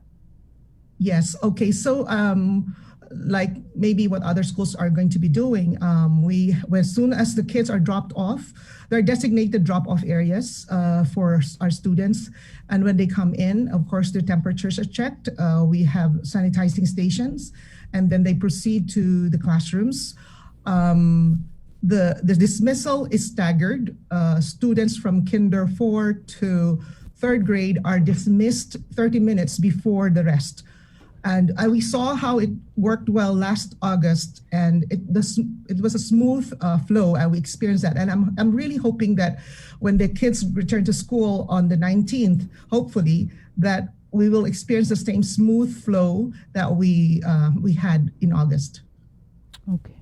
Was there anything else, Sister Maria, that you would like to get out to your school community? Sure. I'd like to appeal to all our parents, those who have not answered yet the survey, to please answer the survey. And I really would like to encourage our students, our families to choose the option of face-to-face, because our school is ready. We are ready to welcome all of you back. As we have mentioned before, nothing replaces instruction that is face-to-face.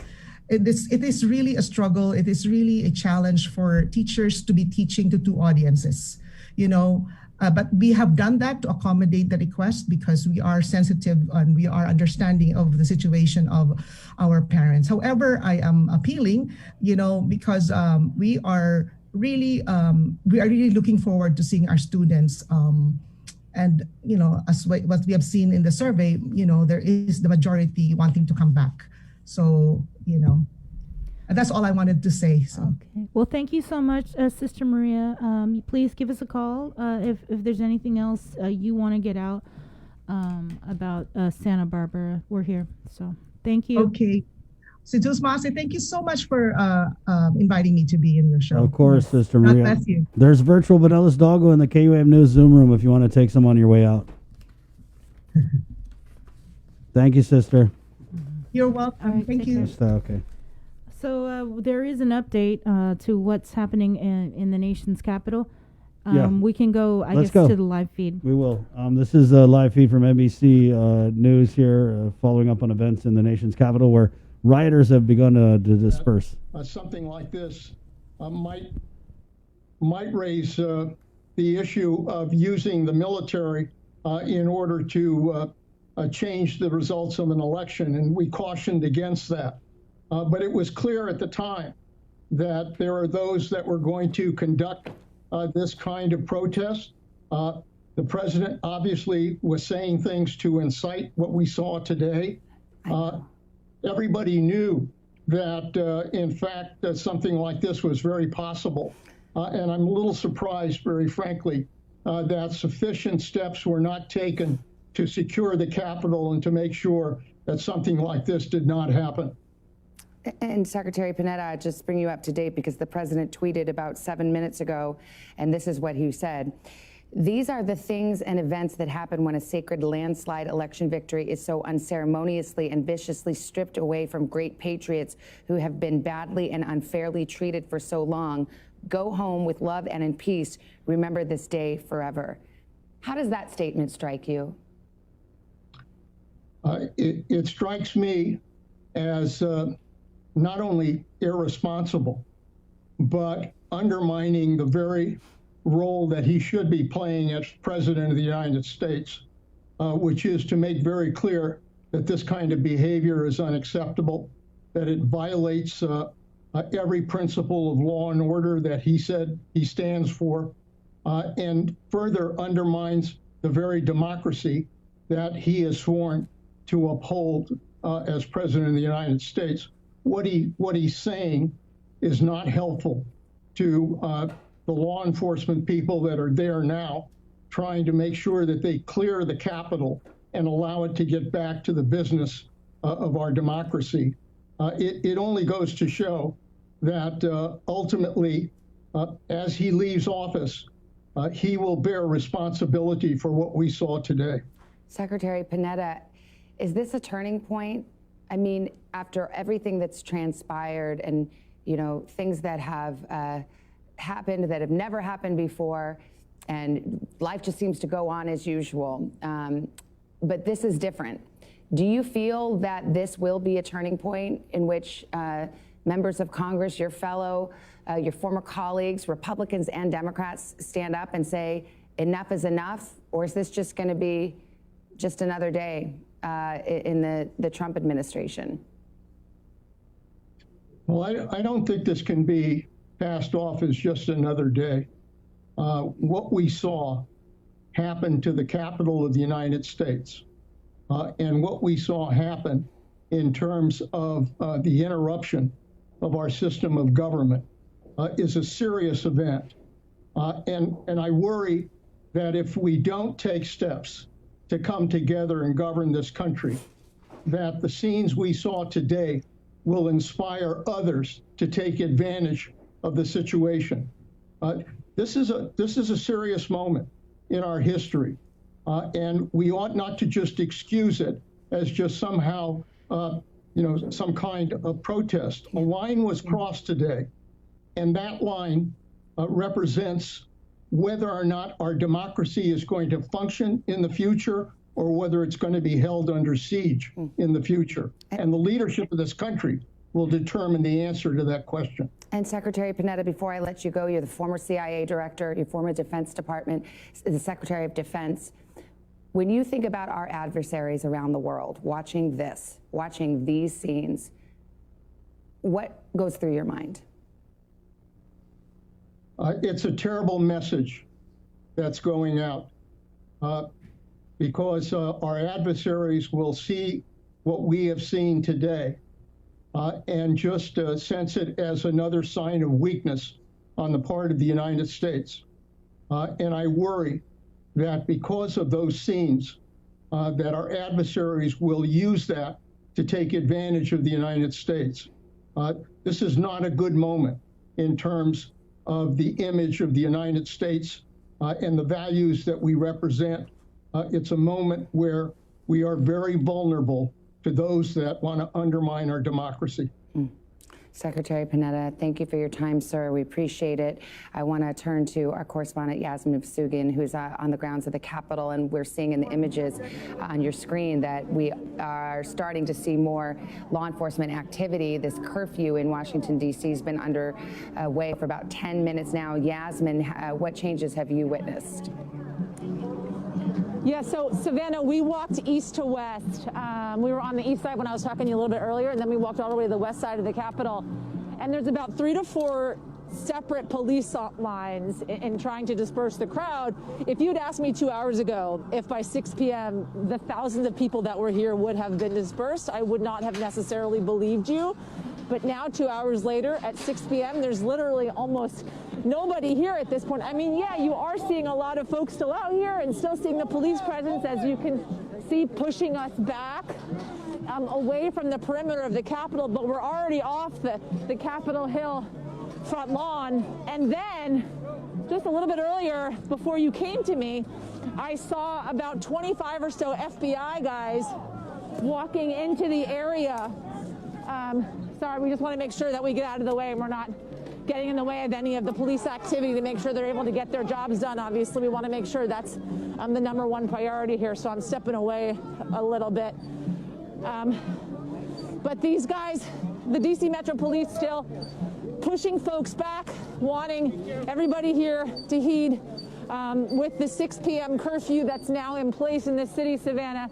And as I mentioned, the FBI, watch out for the bike behind you, the FBI now on site in front of the Capitol building on a day in which, is usually pro forma during an election season, just 2 weeks away from when President-elect Joe Biden will be inaugurated at this very site. And I just want to mention one other note here, Savannah, that I've mentioned throughout the day, but the Capitol was set up for the inauguration already. When we arrived here earlier today, you saw bleachers on both sides of the Capitol. You saw the inauguration balcony in which President-elect Joe Biden on January 20th will walk out and be sworn in as the next president of the United States. Today, that setup, the area in which they have put in place for that inauguration on January 20th, was filled with rioters and protesters. And it was a sight that I don't think any of us could have imagined that we would see.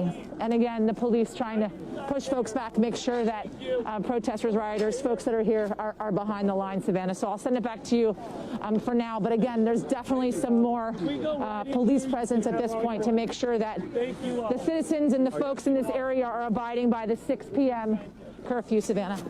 Yeah, this is very much an unfolding situation. Yasmin, you're brave, and we're grateful for you being there as this law enforcement starts to move in and enforce this 6 o'clock curfew and try to get this situation under control.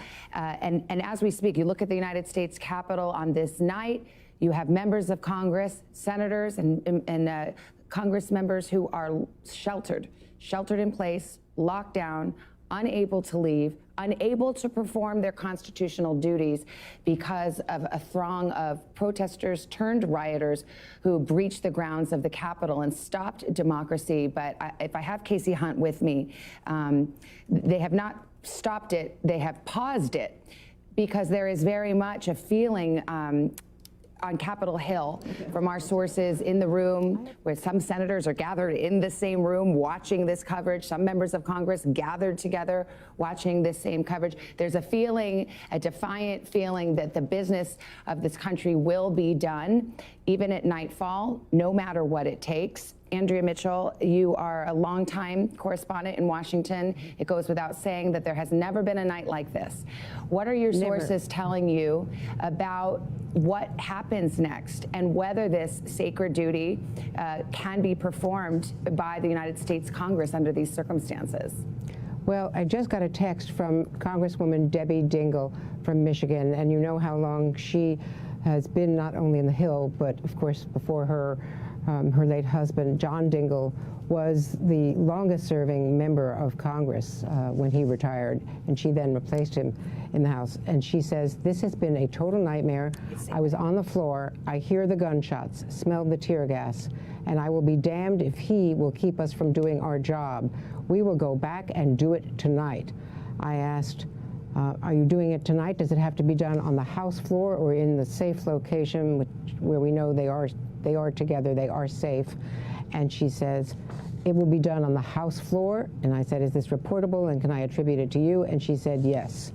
So that is the defiance from a member of Congress, notably from Michigan, which of course has seen the protests storming the Capitol there, the State House. She's very close to Governor Whitmer there, and we know the threats there that the governor has endured. And there is a strong Michigan contingent, we've been told, by law enforcement to some of the groups who are here today. In any case, the defiance of Debbie Dingell, who has a very good check on the pulse of her fellow Democratic caucus members, is, I think, very, very widespread. We heard this earlier from the senators, according to Pete Williams, who was reporting that they also want to get this done tonight. And I think they're going to try to do it no matter how late they stay up. And as you well know, I covered the Hill. When they have deadlines and they have big business to do at the end of a session, they do stay all night. Healthcare was passed at 2 o'clock in the morning. Yeah, and law enforcement seems to be attempting to clear the deck so that that can take place. We'll keep an eye on that. Keep working your sources, Andrea. I want to turn to Republican Congressman Markwayne Mullin of Oklahoma, who is still at the Capitol and locked down in his office. Sir, first of all, I'm glad to see that you're okay and you're able to call in. What was your experience today? Well, first of all, there wasn't any shots that was fired in the House chamber. I know guns were drawn. I was right there when they broke the glass. It did sound like gunshots, and for those that haven't heard it, and which I'm glad a lot of people haven't heard gunshots like that, unfortunately I have, I recognized it immediately. And there was definitely tear gas, but the tear gas was in the rotunda, nothing biased.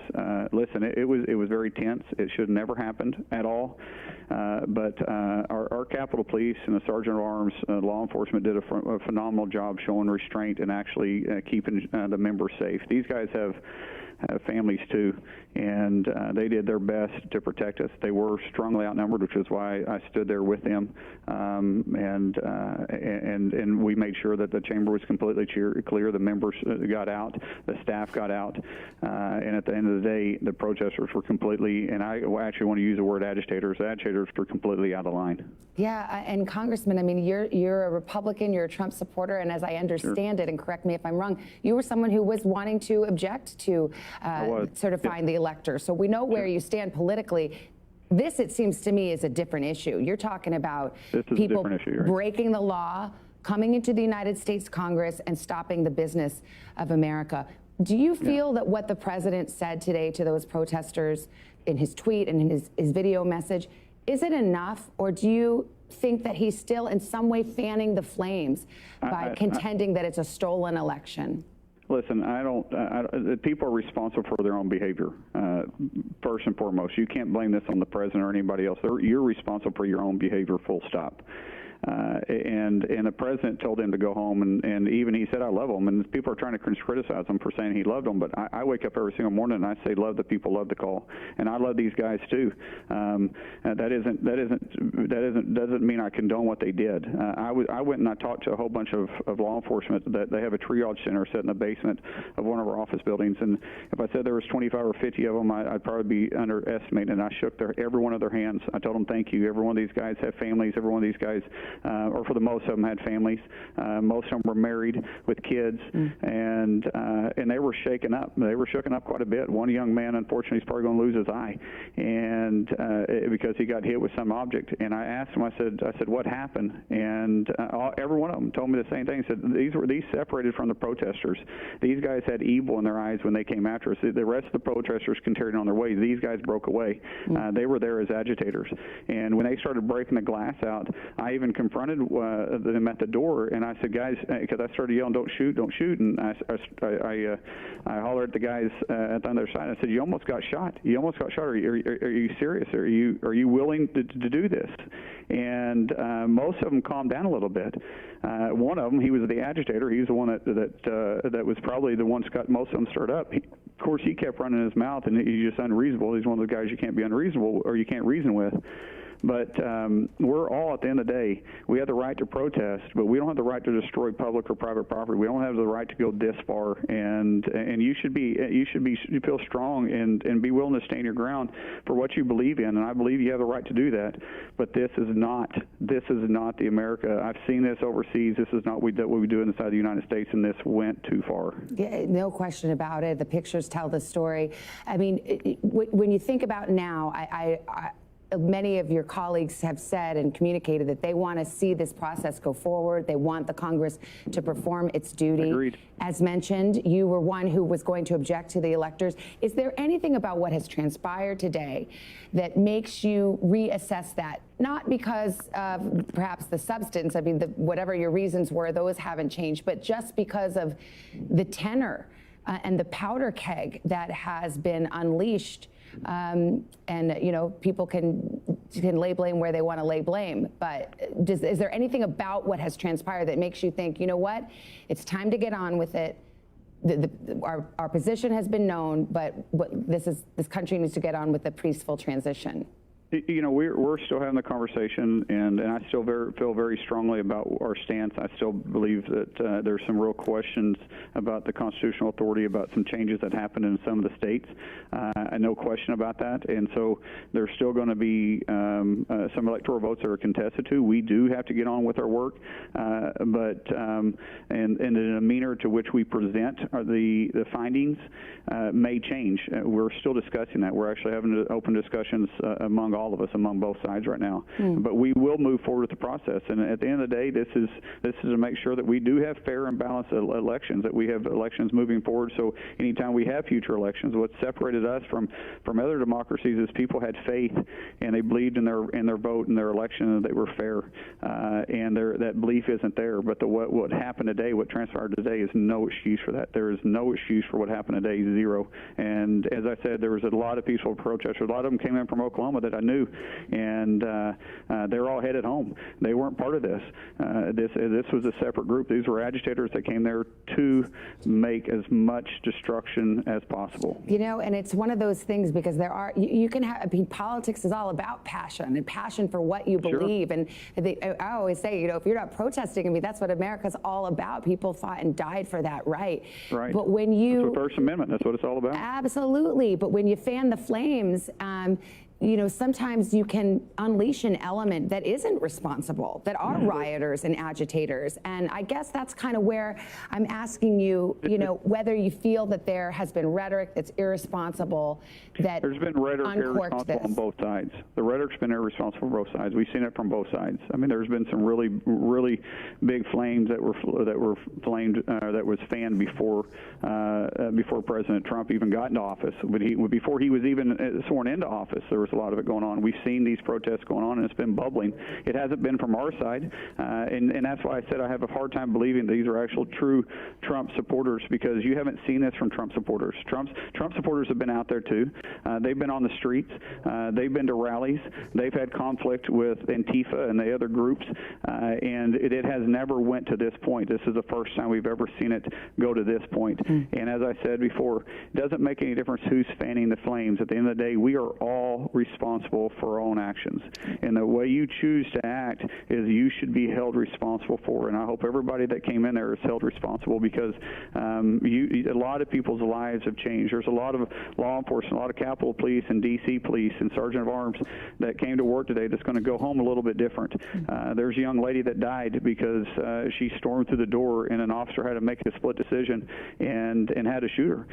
And guess what? Their families' lives have changed. His life has got changed because the first time you discharge a weapon, it changes you. It changes you, and it changes you forever. Yeah. And unfortunately, there's some people out there that's lost a loved one too, a daughter, a mother. I don't know how old she was, but there's a family that's going to grieve tonight because of what got out of hand, and it should have never ever got to this point. This is a dark day for all of us, and I hope we can all take a deep breath and learn something from this.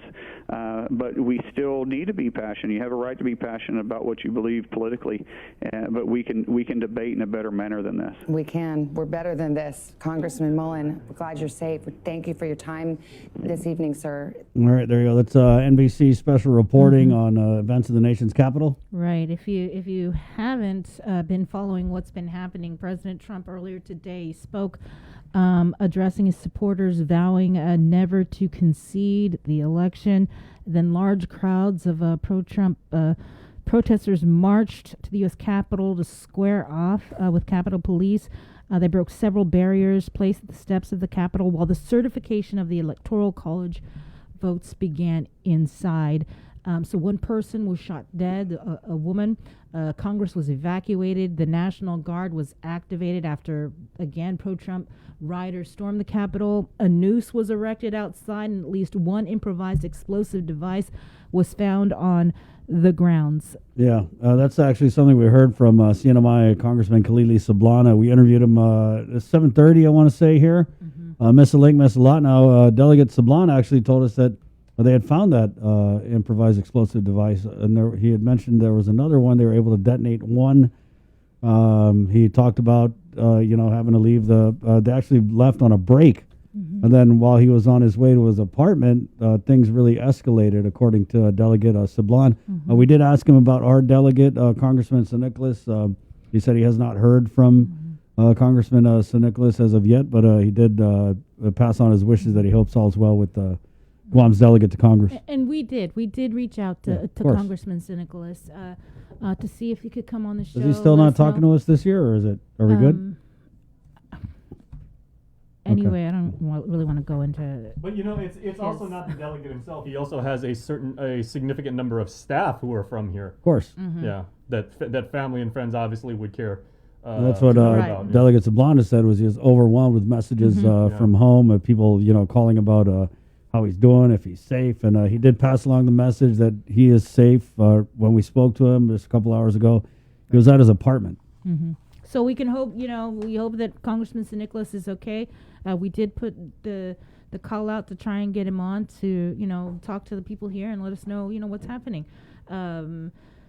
President Biden, he also addressed the people saying that, democracy is under assault. He called on President Trump to get on, television and demand that this ends. And so what the President Trump did was he issued a 1-minute video response on Twitter. Do we have that video? We do. I'll go and play it right now. Again, this is President of the United States of America. I know your pain. I know you're hurt. We had an election that was stolen from us. It was a landslide election, and everyone knows it, especially the other side. But you have to go home now. We have to have peace. We have to have law and order. We have to respect our great people in law and order. We don't want anybody hurt. It's a very tough period of time, There's never been a time like this where such a thing happened, where they could take it away from all of us, from me, from you, from our country. This was a fraudulent election, but we can't play into the hands of these people. We have to have peace. So go home. We love you. You're very special. You've seen what happens. You see the way others are treated that are so bad and so evil. I know how you feel. But go home and go home in peace. We got your 6. At 6 a.m. with The Link on Breeze 93.9 FM. Bree and I connect you with all the latest news and information you need to know to start your day. Then check back with Guam's news leader at 6 p.m. for the day's top headlines with KUAM News Primetime. From 6 a.m. to 6 p.m. and everything else in between with KUAM Digital, we got your 6.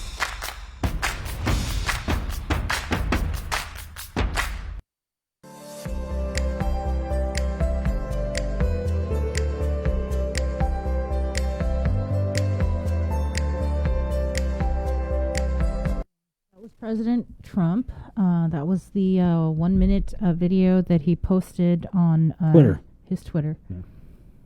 Well, we had a comment here from our friend F. Glenn. 1 minute video on Twitter is not enough. Dally. No, it is what it is. 9:30. You're coming up. We're going to check in with Tyler Mantonani from the KUAM news team. She is going to be live at the vaccination site. Bree, is that still over at Ukadu? Yeah, it's still over at Ukadu, and I guess she was chatting it up with Jason. Yeah. Apparently, there's a long line of cars. Yeah, so Tyler, was basically worried that A, she wasn't going to be able to get the interview, or two, we were going to be hounding her and saying, like, where are you and everything, and she goes, hey, just FYI, I'm still in my car, but there is a long line, and she was saying the line appeared to be going from the entrance to Ukadu all the way out to as far back as the Guam Regional Medical City. That's right. When they announced Ukadu as a vaccination clinic site, I had some concerns in my mind because I remember when we do Special Olympics there, because it's a one-way in, one-way out, and there's no back way to get into Ukadu. It's going to create a lot of traffic. I mean, alternatively, you can come from Astumbo, but it's the same thing. I mean, like you said, it's one entry point. Yeah. So, I'm not sure. I want to say I read it somewhere that I guess the clinics are supposed to be set up near a medical facility, and so in case anything happens with someone who gets the vaccine. I think that I read it somewhere, but I'm not sure. But I mean, ideally, it is next. Well, I was able to accompany my lady's grandparents on the to go get vaccinated, and we were talking about this earlier, Bree. But I mean, the first day was chaotic. I felt like they turned a corner on the second day. It was much smoother, although people did still have to wait for hours to get vaccinated. And while I was there, a lady actually took a spill on a wheelchair while trying to negotiate. She was being pushed by her daughter. Mm-hmm. So that was kind of scary. But, what really made me sad was all of the Manomco there were just so unhappy with the process. They were just saying, why couldn't they do something alphabetical? Why couldn't they go into the village? Why couldn't they do this? Why couldn't they do that? Were they socially distanced?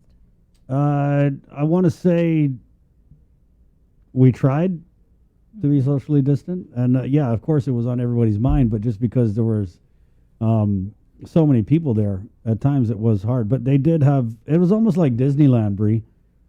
God, I hate to use this analogy. When you go to the amusement park in the States and you wait in line and then you think you're at the front of the line, but then you turn the corner and then it's a whole other line. Mm-hmm. And then you're like, okay, we're at the front. And then you get, boom, and that's how it was. It's like you wait in this one area, and then they had a long hallway. And so the line actually went down one side of the hallway all the way to the end of the corridor and then back up to the other side. And then when you're done with that, you went to wait outside. And there was a portion that was you were just in the sun. And then after you got done with that portion, you went into back into the campus building where they had set aside a room with socially distant chairs put through it all. But it was just really frustrating because, we wanted the Manomco to come out and take the vaccine, and that's exactly what they did. And I'm just kind of bothered, and they were too, that it wasn't planned better. Like I said earlier, I get it that they have this, this task, this job to do to vaccinate as many of our vulnerable as they can. But I feel like there could have been more planning into it. And so what I had to do was basically just hearing everybody complain. I just would yell "Viva Manomco" every few minutes, And they would just be like, Viva, and it kind of lifted the spirits. And, you know, I'm not saying they got over it, but it kind of changed the mood just a little bit. But definitely got a feel for our Manumco, you know. I mean, but I hate to say this because I felt like we were going to leave this in 2020, but it is what it is. 9:34, I think we are ready now to go into the KUAM News Zoom room where we have standing by from the KUAM News team, Tyler Matanati. Good morning, Tyler.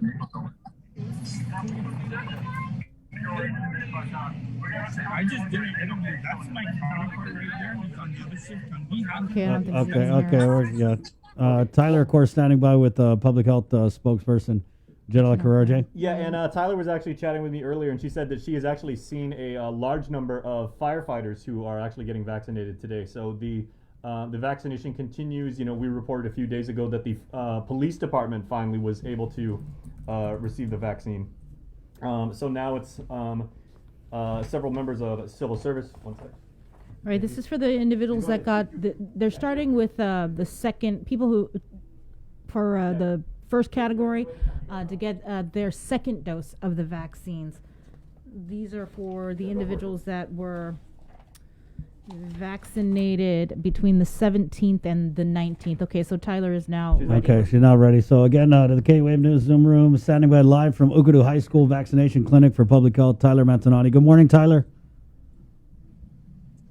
Today, I'm Tyler Matanati. We are live down here at Ukadu High School, where DPHSS is conducting the first day of vaccination for phase 1A. So Janela, can you please expand on that? I know there's been some confusion lately on what exactly qualifies for each of the phases. So here we have PIO, DPHSS, Janela Carrera. Yes, thank you, Tyler. So phase 1A is our healthcare workers. So today what we're doing is we're doing the second dose. So on December 17th, the healthcare personnel that fall under the phase 1A category got their first dose, and that was for December 17, 18, and 19. So what we're doing this week is we're doing the second dose between January 7, 8, 9, that's Thursday, Friday, Saturday, and that's their second dose. That's because the Pfizer vaccine is a 2-dose series. And that's from 9 to 12 today. And then from 12 to 3, we're opening up our clinic doors for our Manumco who are age 60 and older, and they fall under phase 1C.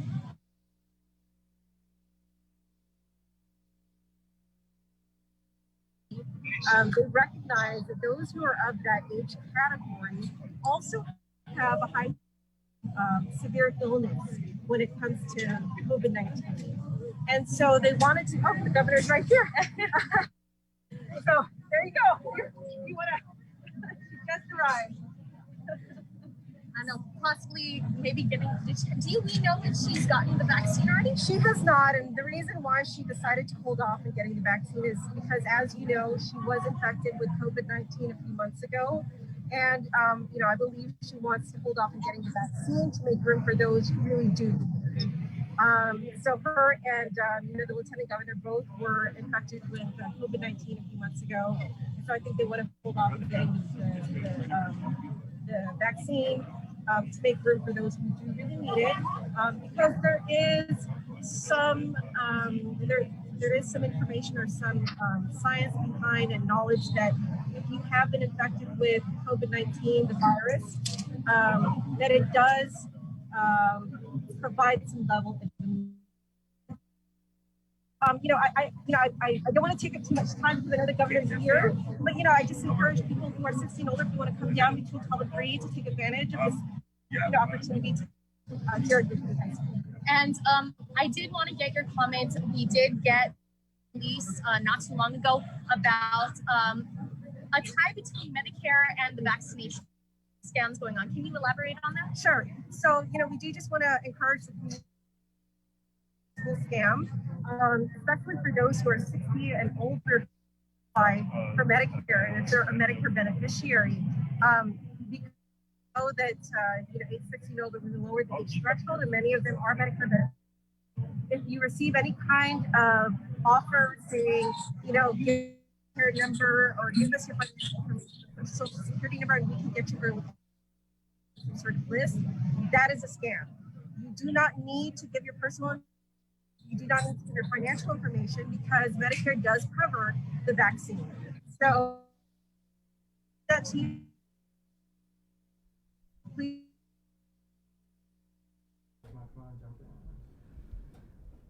And then, sure.